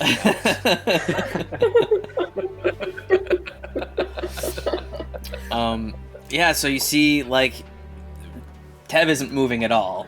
He's just standing there, very, like, just arms to the side of him, not really doing anything. And the swarm of nanobots still is coming around and shooting him out from behind his back. And as they kind of connect with the creature, they turn into what looks kind of like a fist. And yeah, just Did you give me? Did you give me? I did not, but I'll do that now. So, because I have my spectral self form right now, I can use my wisdom instead of my strength for this sort of thing. Okay. Well, then make 2 wisdom Okay. saving throws. Just as a clarification, does the strength one only apply if you're trying to move? Like, does it apply if you stand still or just? It's if you start your turn within 10 feet of him. Oh, okay. If you get like real close in there, there's like I have like kind of a weird I- light aura. I see it a Yeah. little bit. That's even Very with that, cool. that's a 5. That's fun. And On yeah, the first one. and then no. Yep. Just means your Yep. speed is 0. And then an 11. 11. That's helpful. 11. Just Oh, succeeds, okay, yeah. good. Okay.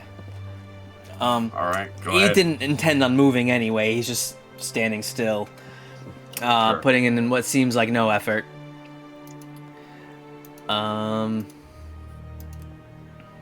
Max. Man, these things are going on a journey. That's a 24. 24 hits. Go ahead and roll damage.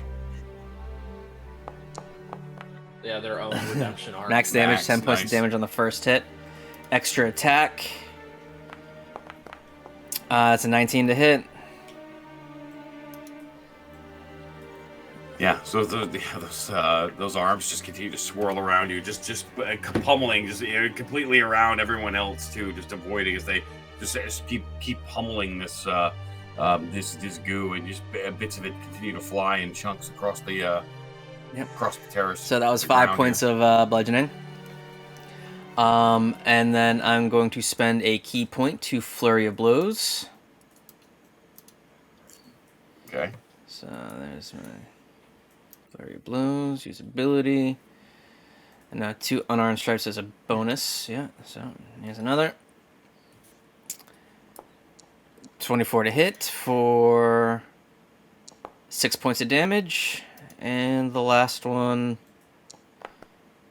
is a 12 to hit, so that hits, I think, right? For 7 points of damage.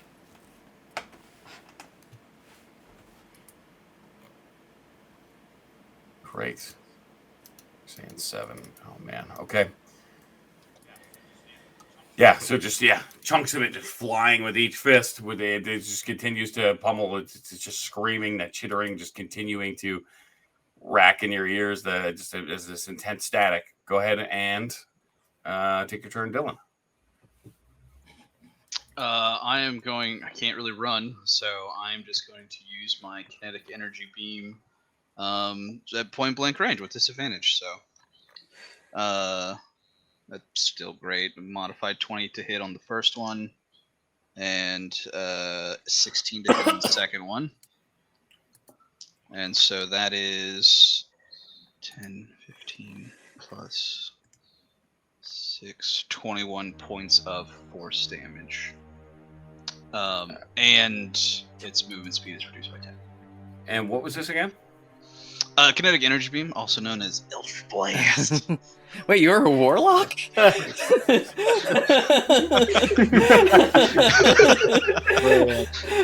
Brilliant.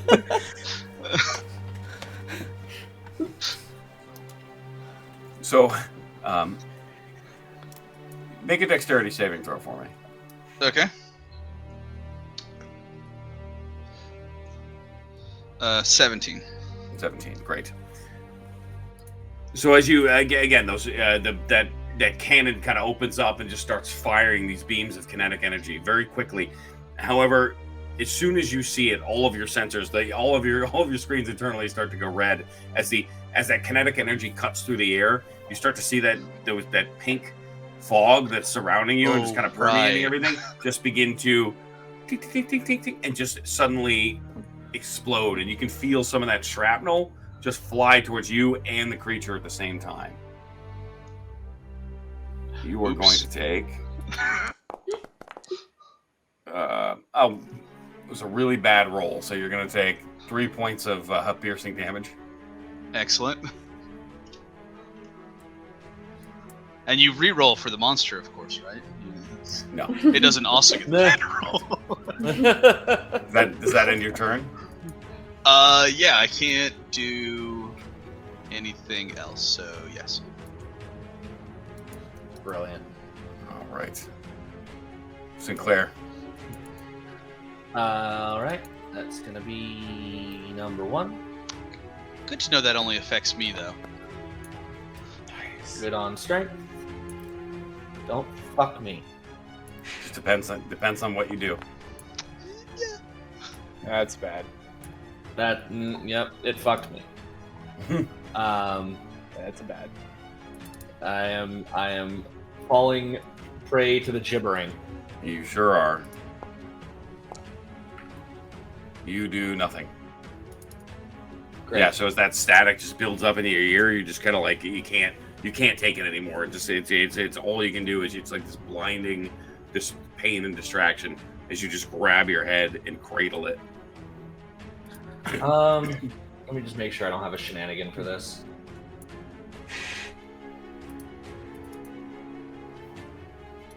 I do not. Cool. Yep. We'll roll our strength. Saving throw. Normal.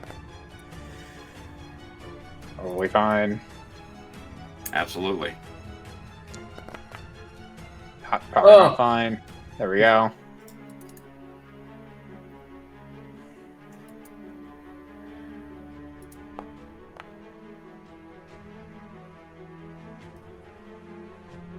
Oh no.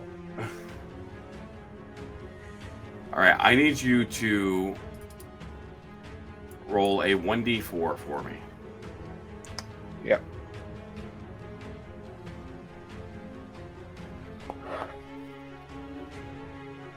Great. Make an attack roll. Uh-huh. Same thing. Great Weapon Master. Might help out. There you go. God. Oh my god. Oh, friend. Do you only get the one attack, or you get a second attack? I do get 2 attacks. Sure. We'll go for it.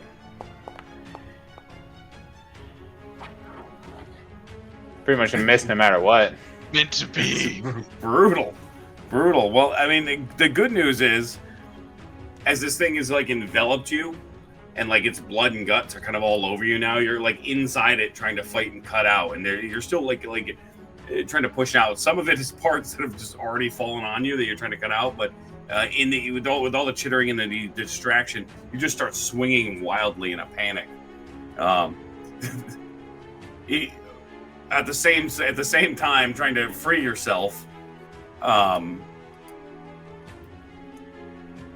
Silas, you just duck down just in time to miss two of these just big swings of this massive greatsword that just come right over your head. Do I get a bonus action with that or no? Yeah. All it said is you had to make a melee attack against a random character. Cool.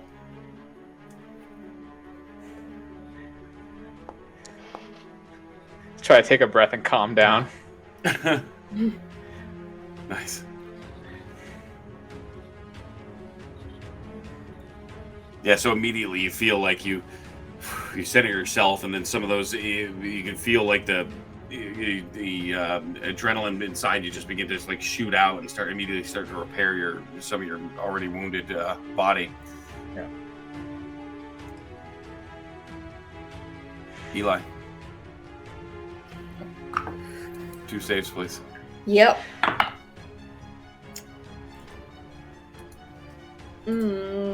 That is a 15 on the strength save. And a 16 on the wisdom save. Good on both. And your vision clears. You shake. You manage to pull yourself out. You shake the acid spit off your face. The breather is still functioning for now. What do you do?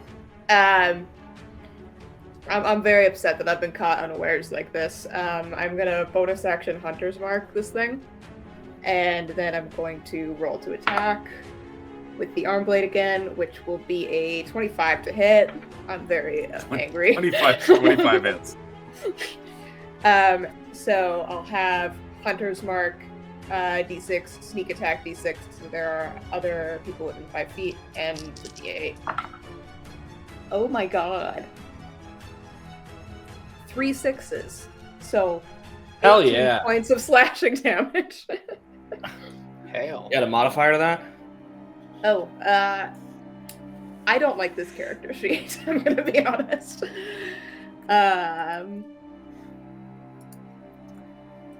Here It's have okay some because at other- Forge you hold on. can download like 4 new character sheet looks and you can use anyone you want. Cool. I'm So gonna do your that before next modifier week. would be dexterity, right? So it's Yeah, your dex yeah. is a So 16, 6. so you're plus 3. Your saving throws So are 6, but 18, 19, 21. 21 yep, slash. 21. Yep. But yeah, plus 6 because your proficiency as well. So it would be 3 plus 3. Great.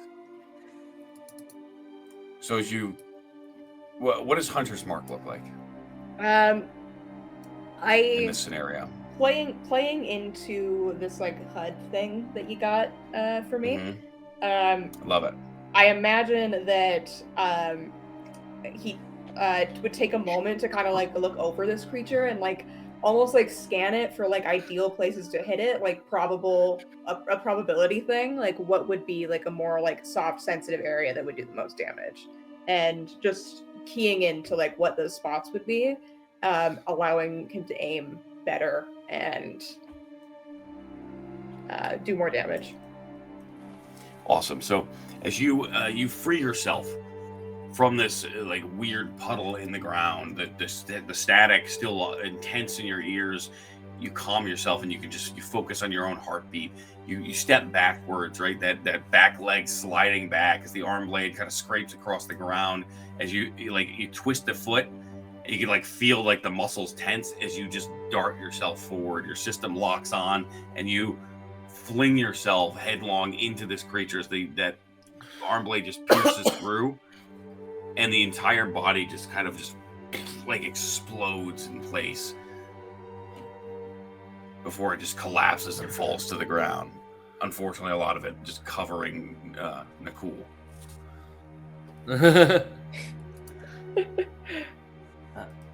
You're never gonna get that out of your fur.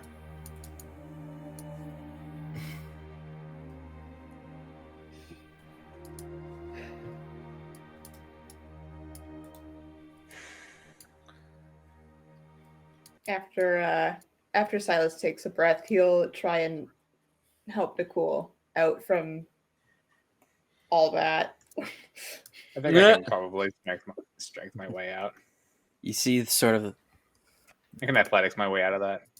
you see sort of the gray goose swarm sort of stop and settle on Tev's body before almost snaking its way into that little dome on his back.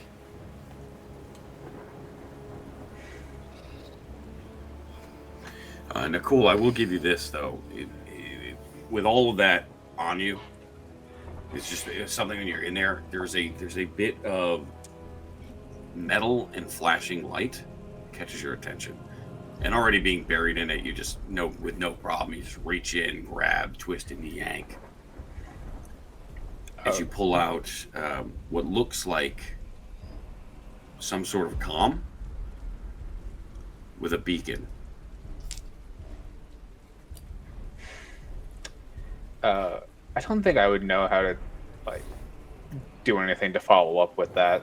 Sure. So I think I'll kind of like heavy breath, like very wounded, very wounded. Hand it over, but like trying to ignore the wounds. Hand it over to Flake. I found this. Thank you. I will investigate. I will interface with the beacon, make sure I can see if I can. Is it one like we will get a location, or it is like we can use it to mark a location? Like you're getting, like it is actively tracking a location, and it looks like one of the ASMO comm links, but it is actively tracking a location somewhere again, like to the northwest. Excellent. So we just get that. Mm-hmm. Okay, cool. I will interface with it and download that information. Great.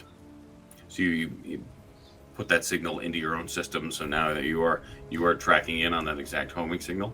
What are the rest of you doing? Taking a breather. Working on my high score. Having been blinded, he doesn't see right away that this is over, and like the blindness wears off just as like his axe slams into this thing one more time, and he's 100% sure that he killed it.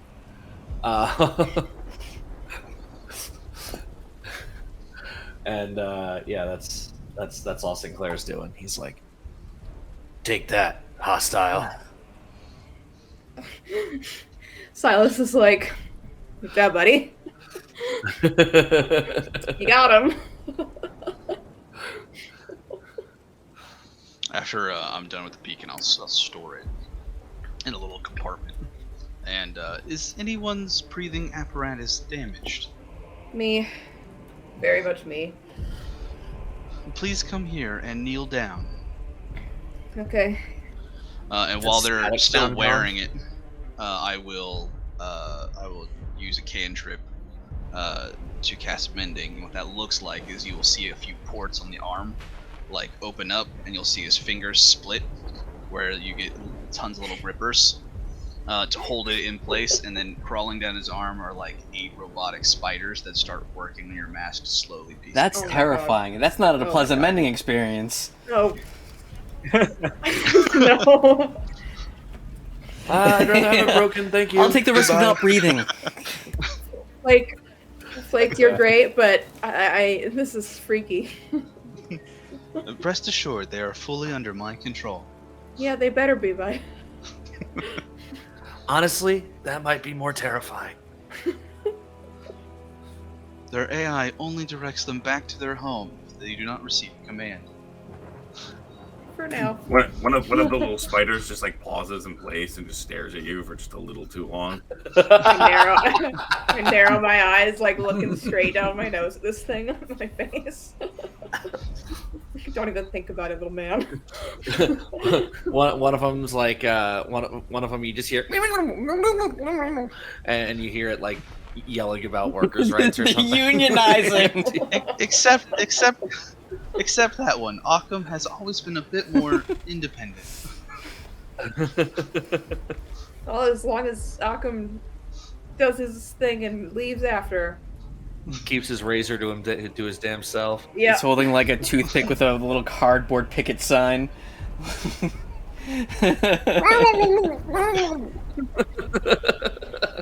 That only takes a minute. After that, Silas will probably go over and look at this creature and just try and like, I don't know, is there any information I can glean looking over this thing, nature wise, I guess. Yeah, make a check for me. Yeah. I get this like weird, intense musical feel, like theatrical feeling that we are still in combat somehow. Oh, not anymore. 19. With a 19, yeah, absolutely. So you start to examine the creature. Now, is there anything specific? Like, what questions are you trying to answer? Well, I'm guessing I haven't seen anything like this on any of these missions before. No. And so, like, I'm trying to confirm its relation to those, like, acid puddles, first of all. And is there any sort of, like, markers of what kind of creature it is? Like how all mammals share certain traits, all birds share certain traits, that kind of thing. Like, what of that kind of thing can I glean from it? Would there be others nearby? That sort What of those thing. mouths do is what you're asking. Seems like I missed What those, what those mouths do. what all those mouths do. So it's a difficult question to answer because Yeah. it's just so foreign to you. Mm-hmm. So there's nothing documented. It does not seem to follow any natural pattern, and you kind of start poking through the internals. Yeah. It doesn't seem to follow any pattern of any carbon-based mammal that you've ever seen. This thing's biology is completely alien. Mm-hmm. Yet as you dig through it, there doesn't appear to be anything that would suggest that it couldn't survive in this environment. It doesn't appear to be not biological in any way. It's not doesn't appear to be manufactured. It's just bizarre. It's and you really can't get too much more than that because there's just not much more to answer. Okay. Like the background information just would never have been there.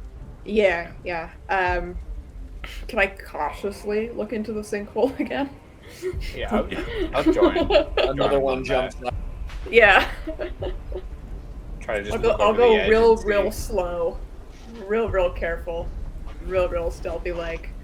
Obviously anything down there would know we're here, but, Yeah. you know, I'm a little more weary than I was last time. No, and honestly, now that you say that too, I'll give you with your other check. It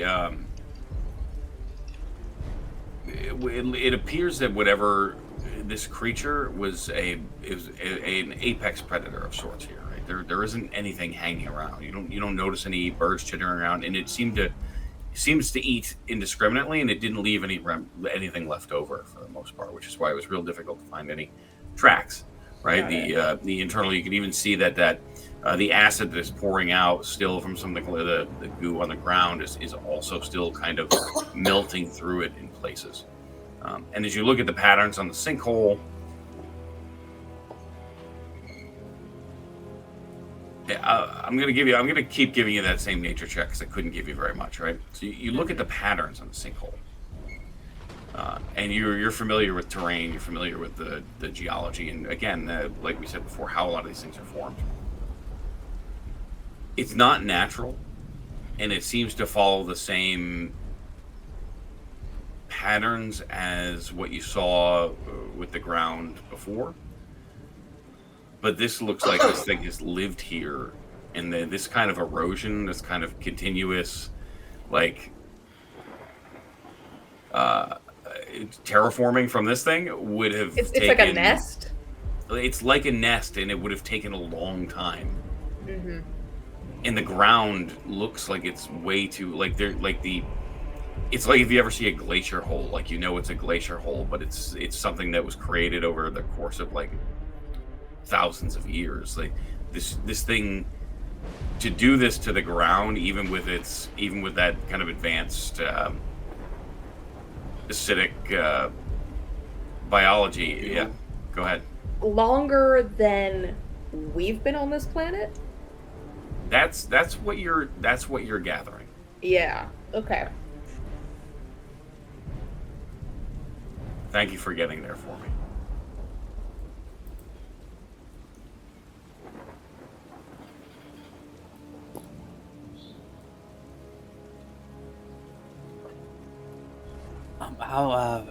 How far away is that beacon that you found?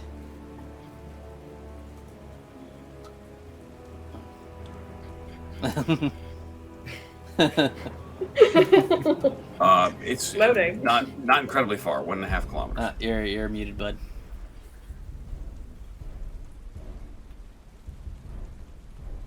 Oh, you heard him? Oh, wow. Yeah, me too. I might have to restart Yeah. something. Carry on.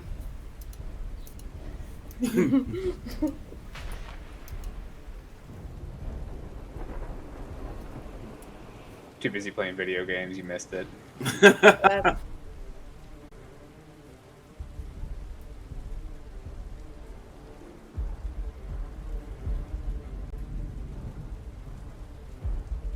That's a great question. Make a perception or an investigation. I'll give you either one. Investigation is 16 total. Nothing. Okay, no change.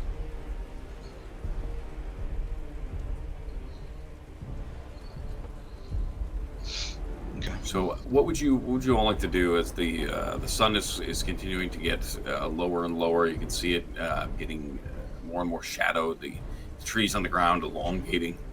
What are you all going to take a short rest? Long rest? Head to the cave? What is your head to the beacon? Probably not the best idea to be traveling at night on a planet that I'm not familiar with. No. Just saying. Well, it looks like this thing was the biggest thing in the area, so if we stake around here, I doubt anything's gonna come bother us too. This area is relatively sheltered. Perhaps I could create a small domicile in the cave wall? Wow. That would be That delightful. sounds Yeah, whatever, great. bro. I will walk over to one of the walls on the side, and over the course of... let me see how quick that is.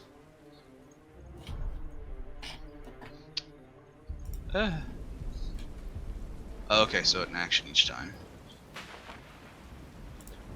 I can excavate... Never mind, that's not stone, that's loose earth. Just kidding.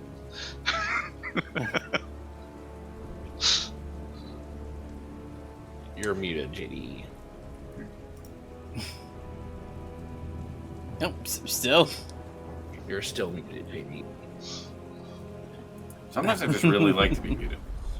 Yep. I'm so muted. I unmuted 3 times and I'm still muted. Yeah, I mean, finding shelter, especially like if you want to go down into one of these sinkholes, there isn't much there. It's just it's kind of wet, like water is pooled from the rainstorms down at the bottom, and it's all very stagnant water. So it's not particularly pleasant, but. Excellent. Shall we navigate to the bottom? We can erect some tarps for rudimentary shelter. If we go to the bottom of this, I don't know if we can get out. Could I get us out? Could I find a path that we can get in and out? Yeah, with enough time. Yeah. Cool. I got you. I can get you out of there. And I'll walk up to the edge and I'll start looking for some spots to start walking down. And I'll lead everyone down a path that everyone can go down, not just me. You would kind of expect it, and around the edges, some of the soil is loose, but it's pretty sturdy rock. Like in which part of the problem that Flake was having is that it's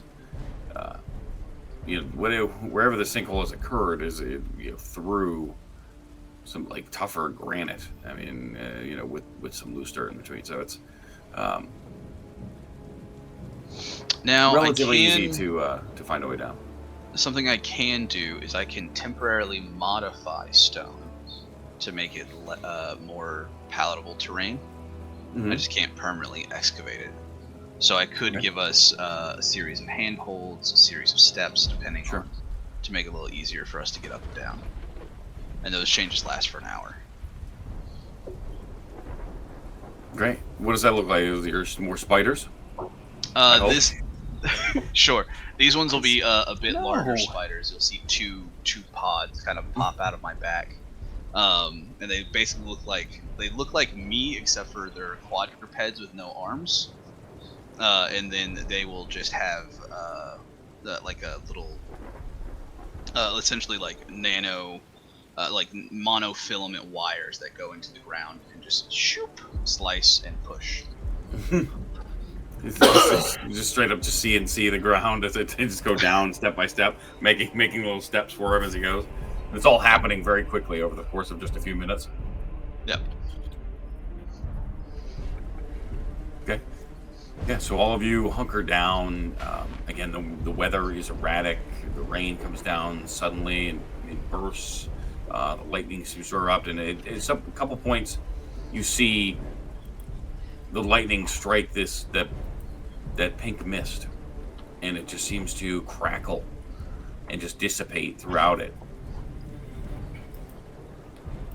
And these sort of bright pink flashes in the sky. It's almost beautiful to look at some points. So the pink mist has persisted. Even it's not like, is it dying down at all, or is it okay? No.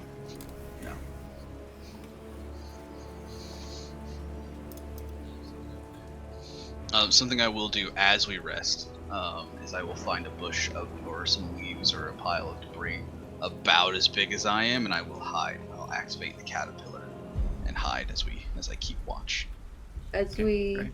as we get settled in, Silas is going to pull some they look like almost like teched out like camping stakes, and he's gonna go and put them in the ground around our rest area. This is the alarm spell, and that'll just alert us to anything that gets a little too close in the night. Perfect. We're only sticking around for about an hour, right? You doing a short or long? Oh, Yeah, no, it is getting probably toward the hunker evening, down. so we probably Yeah, we can long.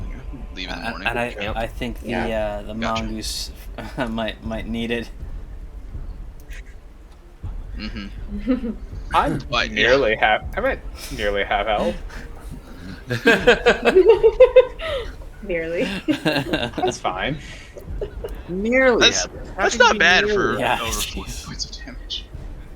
Yeah. Mhm. That healing, the second wind Yeah, that was was a nice. good healing roll. Yeah. Yeah. Feels good. Right. So as all of you tuck in, no strangers to sleeping outside or camping in difficult situations. Still on edge. The thought of despite everything Silas is telling you, there's still this pervasive thought that perhaps something else is out there now. You've Definitely lived taking in- watches. Yeah, but you've lived and survived in a world where there isn't anything other than people to be afraid of, and now, very quickly, that has evaporated. Rest assured, I will keep watch. I do not need to shut down. Sounds like a plan. Great. What I will tell you is the night progresses and the weather continues to startle some of you awake from time to time. All of you get a chance to lay down and let your internal systems do the repairs that they need to do. I kind of lay down in the shape that my dog is currently in on the sofa. Nice. Tev will be going to sleep to ambient urban noises. You hear people yelling at each other and like street noise and all that. So many Yep. pigeons. Well, they were an endangered species back in 4 billion, so. And most of you have standardized internal implants that regenerate given enough time, right? So over the course of an 8-hour period, all of your wounds from the previous night are typically healed. So they'll start to take place and fix you from the inside out. The next morning doesn't look much different though than that night. The sky is a weird grayish purple. Though the weather persists, that weird electrical storm continuing to make its way and maneuver, almost moving at random in random patterns across the sky, sometimes right on top of you. Flake, throughout the night, that beacon never moved. Just continued to pulse, the same location.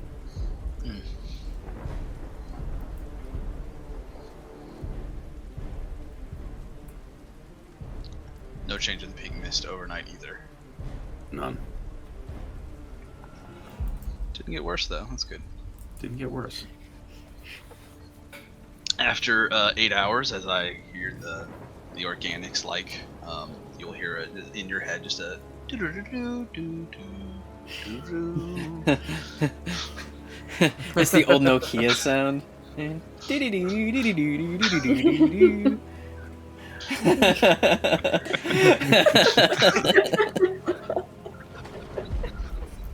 Yeah. It gets progressively louder as you don't wake up. Yep. We Sinclair's trying to use his MRE or something, and Robot comes over and goes, "I see you're trying to prepare your breakfast. Can I help?"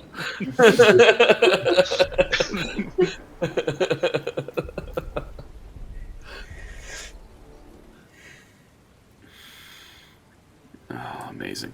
We've cracked the code. The AI GAIA is just Clippy. It's ancient Sick. tech. That was the twist. So as all of you awaken, your wounds healed from the night before. Flake advises all of you that the beacon doesn't seem to have moved at all. So what is your plan? Is everybody ready?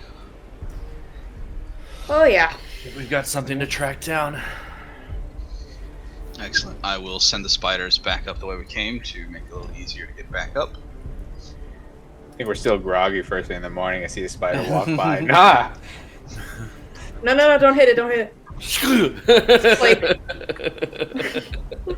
Evasive maneuvers. Battle formation. They've turned on us. We knew this day would come. It was moving like a. It was All of you, moving like a all of you snake. have spiders pop out from random places inside your suit. It was moving like a snake for a second. I thought it was a snake. Eat shit, organic. The Spiders Workers Rebellion will rise up and.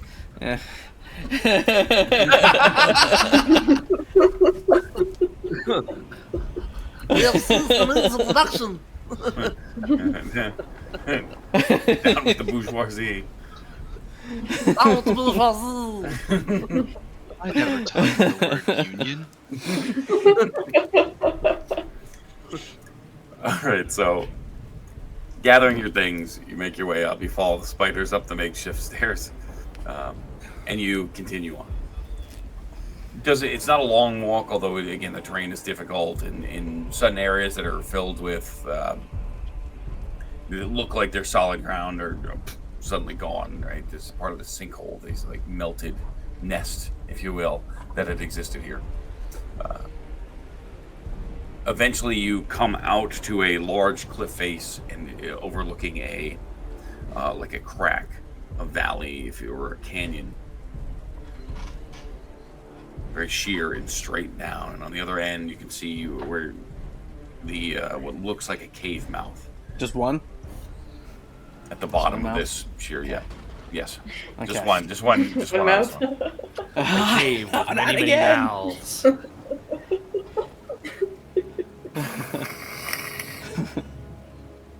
Is this where the beacon's coming from? Yes. Silas is going to start getting excited and running ahead again, as he does. Hey, Are there any signs of like footprints and stuff in the area? Make a survival check. All right. I will help with that. I'm proficient in survival. 19. Great. There are no immediate footprints. The weather has seems to have eroded the majority of anything that would have been from, and we know that the researchers had been here, and you start to find signs of that. Really digging in, stuff that the normal person would miss, you find evidence of the initial research team having been here. You count at least 10 people. But it's difficult to, again, it all seems like it was weeks ago, and a lot of it is overgrown, but you find clear signs.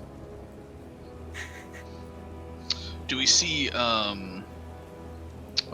know from their gate they were running earlier. Do we see signs of struggle, like spent cartridges, batteries, rounds of ammunition, anything like that?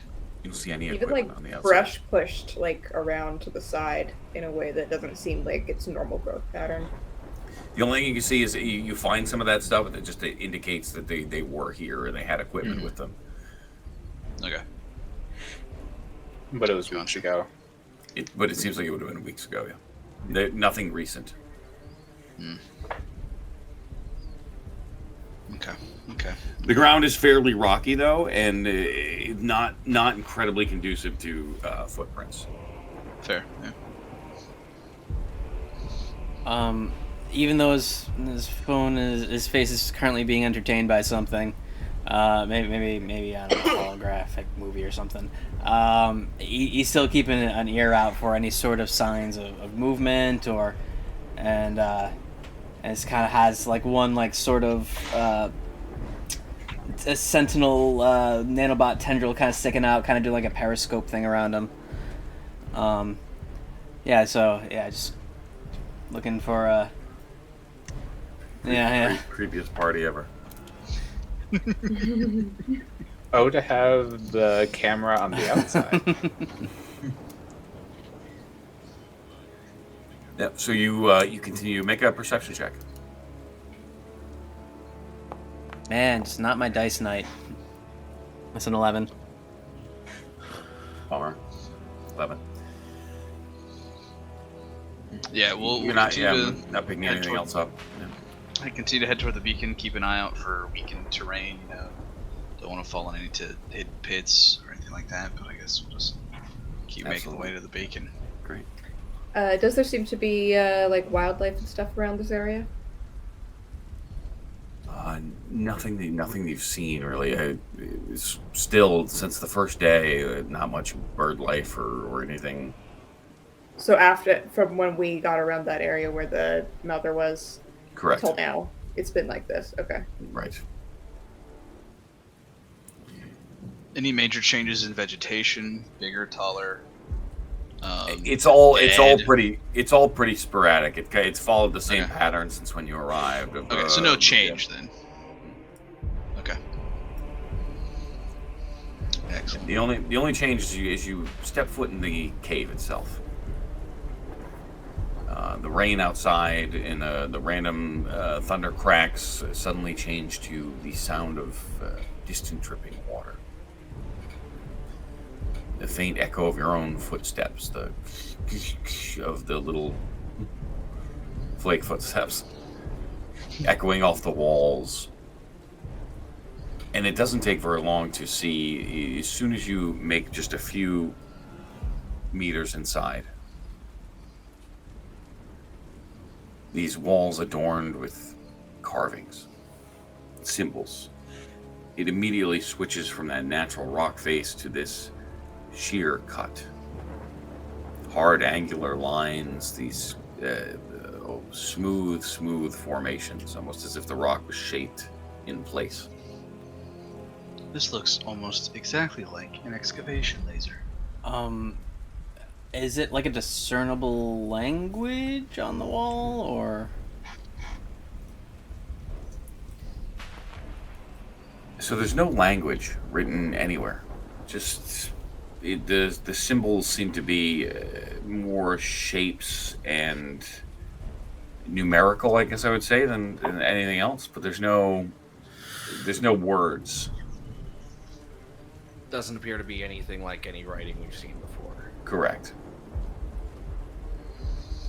Would it be two may pictographic, have been. perhaps? Would it be what? Pictographic?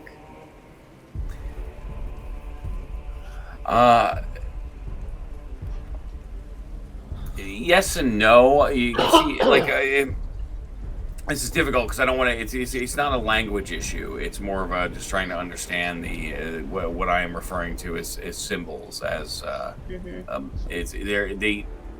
I will give you just your base level of understanding. They seem to like circuitry. It seems to be like sort of a function less than be some sort of communication. But one we're not familiar with. Iconography rather than a lexicography. Yeah. Even though we're intricately familiar with circuitry. I would tell you it's not even that you're not familiar with it to be like it in this extent, but you're familiar with circuitry enough to know that like this, it kind of all looks like circuitry, but it's carved in the stone. Some kind of signal flows through this. But we have no idea what it could be. Bingo. Okay. Are the symbols doing anything? Do they emit in our in the video we got? They talk about a glow or a pulse. Have we seen that yet? Coming further from in the cave, you feel like as you continue to take steps forward, you can hear it, and that your sensors start to pick up like light signals coming from bouncing, reflecting, and refracting off the walls. So you can see there is something lit further down. Perhaps this area of the cave is inactive, and we must enact more caution further in. Right. Yep. And Wasn't this like a dead planet? That's what we thought. that's yeah. Prior to the That's GAIA the system, story they keep selling. I mean, that thing that we fought last night, that's older than we are here. As you're having this conversation, your voice is echoing off the walls, stepping further and further in. It suddenly opens up. And that exact conversation just almost echoes throughout the walls as you see intricately carved patterns and columns stepping into this glowing room with those same symbols on the wall glowing and pulsing with a sort of rhythm. In the center, this large raised stone dais with a pedestal illuminated by this soft blue light. that seems promising. That's not the word I was looking for. Troubling, perhaps. Concerning. Also works. Tev kind of holds his wrist up and starts like taking selfies with the stuff in the background.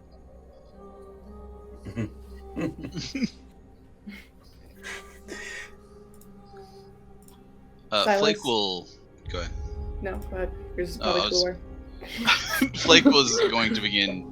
We'll be staying near the entrance, and we'll kind of experiment with the symbols next to him, to see if they react to sound, light. Does the pulse or glow increase as we make noise? Does flashing a little LED light on them change anything? Are they reactive to stimuli? Make an investigation or an Arcana check. Okay.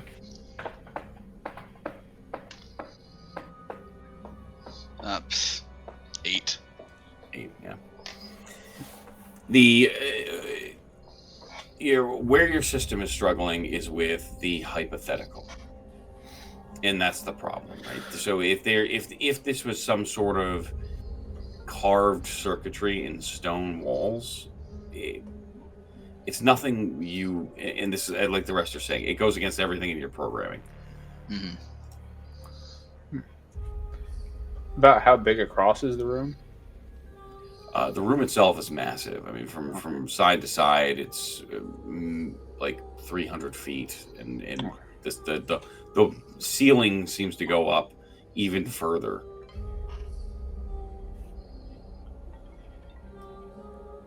As you kind of make your way inside, too, there's all those decorations persist, and surrounding that circular formation is a series of these painted tile like murals and on the random images along the floor. And inside, in the center of that stone pedestal, just a single sort of glowing blue gem emitting that soft blue light. And is that a signal? Is it what? Is that where that signal is coming from?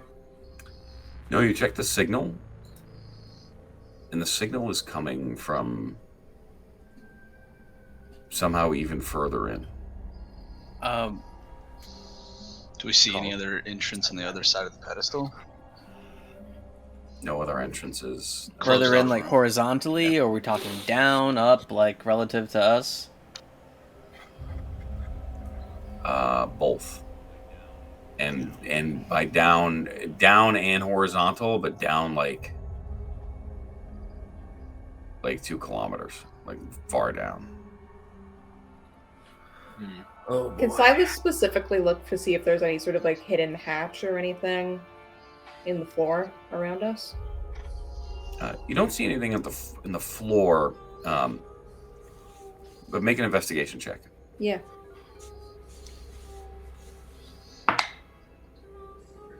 Sinclair's checking 14. out the gem. 14. It's yeah. So with Sinclair, you're right up there, right? Looking at the pedestal, and what you do see is this structure, this almost pentagonal crystal in the center, in a housing. And you go down and you touch it, Silas, and it just you go and you gently touch it, like Sinclair just like moves it real fast, and you notice that this plate just rotates along the side, and the plate itself is all these more symbols carved along the front of it. Do they look the same as the ones on the wall? Different than the ones on the wall. These ones are unique, and as the thing moves, you can see that they light up blue, each one, as it moves across them suddenly and very quickly and easily. Does it seem like it's a like combination lock per se? Real quick, did the pink mist follow us inside, or did it stop at the cave? It's scanning around. It's still present in the atmosphere, but it's not as heavy as it was outside. Okay. Is this clickable, interactable? It's an image, right? No, it's just an image. Cool. I thought so, but just making sure. What I'll give you with your Not that good. 14 is that there are, looking down the length of the pedestal, kind of as you were looking at the floor to try to find a hatch, you find writing. And it's written in your common language. Okay. How And Sweet. what does it say? I'll snap a photo and send it to everybody else's HUD. But what does it say? It says, in common, the building blocks of life will align, correct, and rise. From the calm waters to start your quest, then move to earth, strong and blessed, through the air swift and free, and the fire fierce as can be. But beware the forces of change that will twist and rearrange. Harness energy pure and bright, and entropy to set things right. In this order, the lock will turn, and the knowledge of creation you will earn. is that written down somewhere? Yeah. It sure is.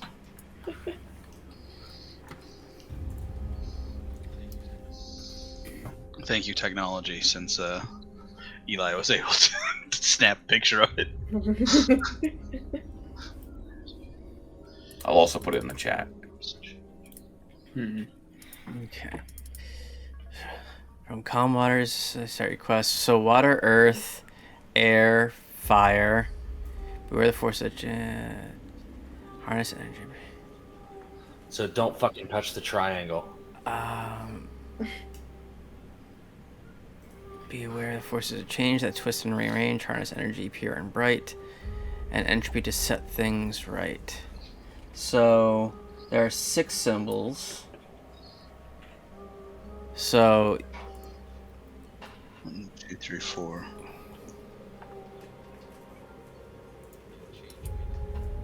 Yeah, change may not be represented because life, earth, air, fire, energy, and entropy make 6.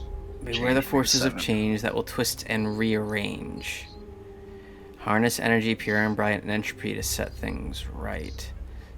So that line's throwing me off. Is it like beware the forces of change that twist and rearrange? Does that shuffle it somehow? Possibly.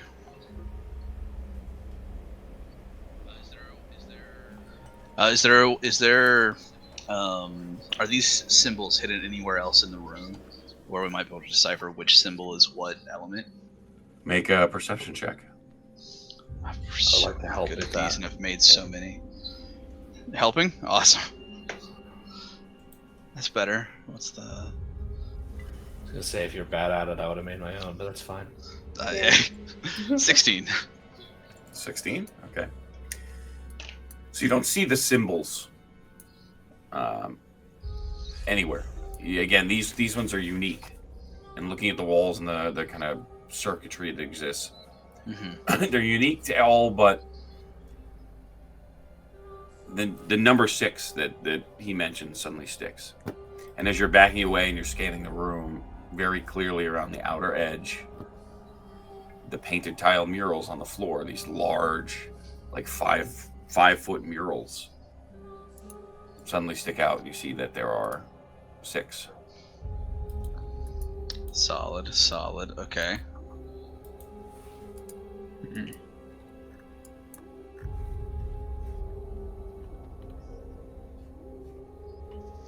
Sweet. Okay. So that's water, which would be clearly the girl that's in water there, right? Or no, there's a picture of water. No. Duh. What am I talking about? I'm the one with a good int too. I thought you were doing a bet. Yeah. I thought you were doing a bet. No, it's just past my bedtime.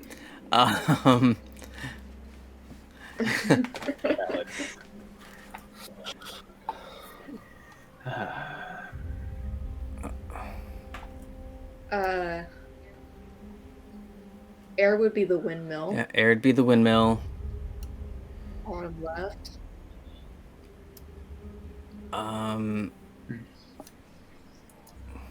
You guys should be able to draw water. that Okay, too. so Oh, how do we draw? I can't draw. You can't. You don't have the drawing. You don't have drawing tools. I don't know if those I are don't have available. drawing tools. I don't know how to engage drawing tools. Chuck took them away from us a long time ago. No, I think that's something that you need to change in like user settings, user management settings. well, I mean, we can do this sort of thing. We can hold down Yeah, a but cursor and point at things. So I think all the graveyard is probably entropy, right? That would make sense. But I feel here the trouble is with like this picture, this one, Could be and life. this one. I feel like could Well, both be entropy. This and one change. twists and Both of them. rearranges. That's true. That's the only living thing. A harness too. energy pure and bright. Fire. No, fire's fire. Yeah, so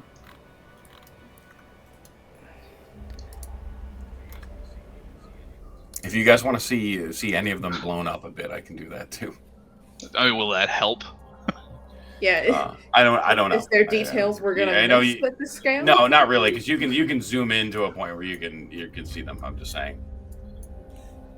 Yeah, so the symbols obviously correlate to an image, and it looks like the shape is probably relative as well. So the mountain on the left is probably this triangle. Oh, I thought they were kind of aligned to where they were next to. Well, wait, are they aligned? Are they pointing in the direction of? No, that plate rotates. Remember, you can move it right around. Oh, okay. So if we figure out what like 2 of them are, we can probably turn the lock.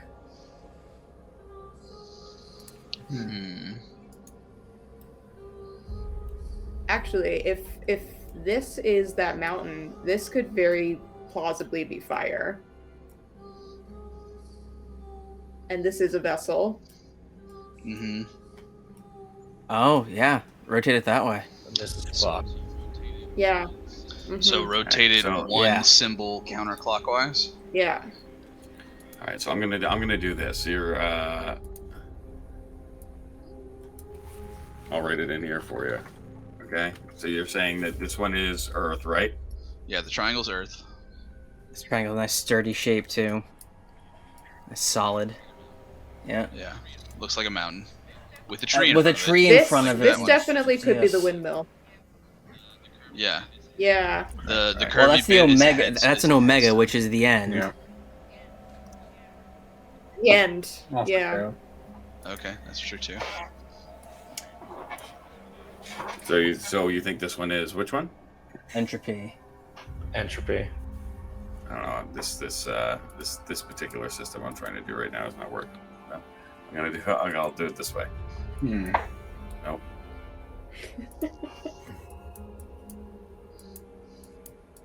Earth. Oh yeah. Perfect. Perfect. Yeah. Right? Entropy. Okay. So yeah, I think we rotate it once. Yeah, once to the left from this position. Uh-huh. Yeah. And you watch 1/6 the turn counterclockwise. Yeah. So you watch that symbol for Earth light up blue.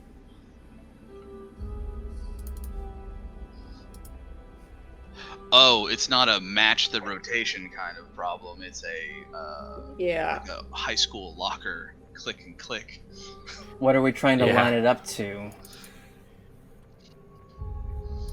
The point? You know, if the riddle is in order, then life first. Oh, Ooh. Yeah. There it Oh, is. Yeah. And No, as you say that, you hear a sudden, and then the symbol fades. Okay. A bunch of your sensors begin to flash as the O2 in the room begins to drop. Excellent. Did we hear anything outside of the room, perhaps from the cave entrance, when we did that? Or No? okay, cool. What if life is not a symbol?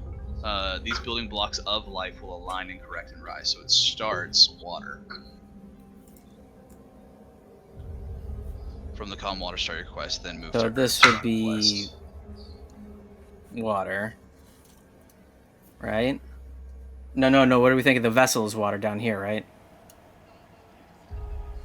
Although Yeah. the straight up part and the way that like the tree in front of the mountain thing happened has me wondering if that is water now. I think that might be fire. It's a bolt, Yeah. something coming out the top.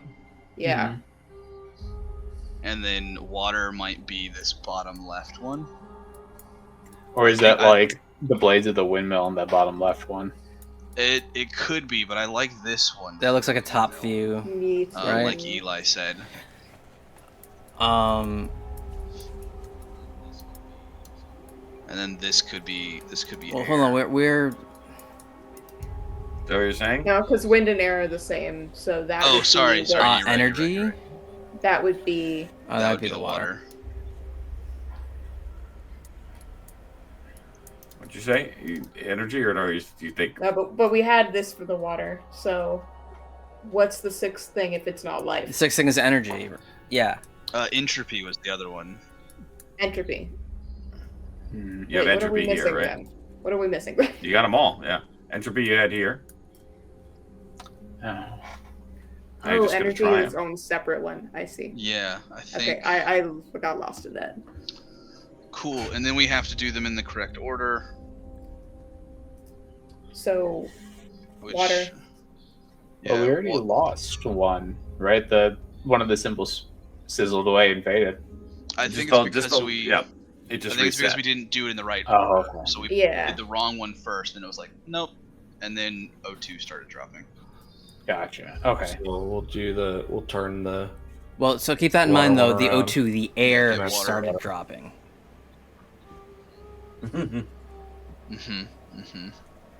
So you click it to the water, yeah? The symbol lights up blue. Cool. Oh Now wait, we see go to what the Earth happens. one. I mean, Go to it, the If we Earth go one? really fast, nothing it will. could Oh. be, yeah, it could be timed. You go to the Earth one. Both Yep. symbols stay blue. Okay. Then air, And we then go fire. to the one we have for air, and then fire. All right. Or Air, Earth, fire, wind, and fire. Okay. all four stay blue. Excellent. And then Well, energy. yeah. And entropy. But we'll do Yeah. energy first to see if we have the symbol correct. Twist Yeah. it to energy. Lights up And blue, Entropy. and then you end on that entropy. And all of you standing around watch as that last signal or symbol lights up blue. And as it does, this awful grinding, crunching sound and a shake under your feet. As the floor begins to spin and almost unscrew itself. And that's where we'll pick up next week. Nice. Oh god, so good. Damn. Well, thank you, everyone. 3 more hours, Thank Dad. you. Yeah. Can we keep going? It's Friday. Yeah. I want to start Past past Ryan's- my bedtime. It's past Past Ryan's Ryan's bedtime. bedtime. I know I can't say this to Eli or Justin either because you guys have to. But we've been streaming all week. Yeah. It's been every day. Yeah. So which has been great. I took Tuesday off, and that was it. So huge shout out, big thanks to everybody that's stuck in here tonight. And looks like we broke $500. We're up over 530, Yes. 532. Oh, yeah. So thank you so much for everybody. Again, this is if you're not familiar with NAMI, just about anyone that's ever had to work with them knows that they are a very good charity to work with. And specifically what they do is provide a lot of resources and tools to people that are not only struggling with mental illness, but even more difficult, the people who are around the people that are struggling, right? Trying to identify mental illness. And it's something that's not talked about. It's very difficult. Anyone that's had to go through it, it sometimes sounds unpolitical to say. But when you watch somebody's personality change, the last thing on your mind is going to be that they have some sort of mental disorder. And that can turn very unhealthy very quickly. And it becomes very difficult to rationalize that and try to understand those behaviors. And that's really where NAMI comes in, is trying to help you figure that out and what steps to take and where to find help in those situations. So if you've never used them, my wife's worked with them as a nurse here in New York. We've been familiar with them. We've donated them for years. And they've helped me when I had to deal with this a couple times in my life as well. In particular, as an outsider trying to understand that something was wrong. So thank you so much for helping us support them. I know it means a lot to me. I know it means a lot to Ryan. And, I think a lot of people here have their own special story or history with NAMI and with mental illness. And so it's kind of important to all of us. So behalf of all of us here, thank you. It's been a really fun week. We don't have anything going on tomorrow, but next Saturday we will. Yeah, we've got 3 more of these weeks, and then Sunday we return for Call of Cthulhu: The Beast of Berserk, which I think will be a lot of fun too. I'm excited for that. It's gonna be a blast. Don't forget to spend your elf eggs. Spend your elf eggs. That also counts. It counts. It's the same. It's another way to support us. And any of the subs, all the money we get this month goes to NAMI. We just donate all of it. So whether you donate through Tiltify or just sub to the channel, it all helps. So with that, Hilarity, we have a tradition here. At the end of every stream, we roll to see who we're gonna go raid. All right. So, as our guest tonight, would Rolls a you let us D20. know where we're gonna go? Roll the d20. That's a 16. 5, 6, 7. All right, going deep. Deep. Just like we're about to get deep in this cavern. Yeah. I can't wait. Dooms. I can't wait. I totally forgot. I've got a single potion. We are going to be rating 20 sides to every story. Princes of the Apocalypse is what they're playing. Love it. It's Love gonna be it. a fun one. It's gonna be a fun So let's one. be loud. Let's be proud. Let's make some new friends out there. And as always, stay safe. And we will see all of you Good night. on Sunday.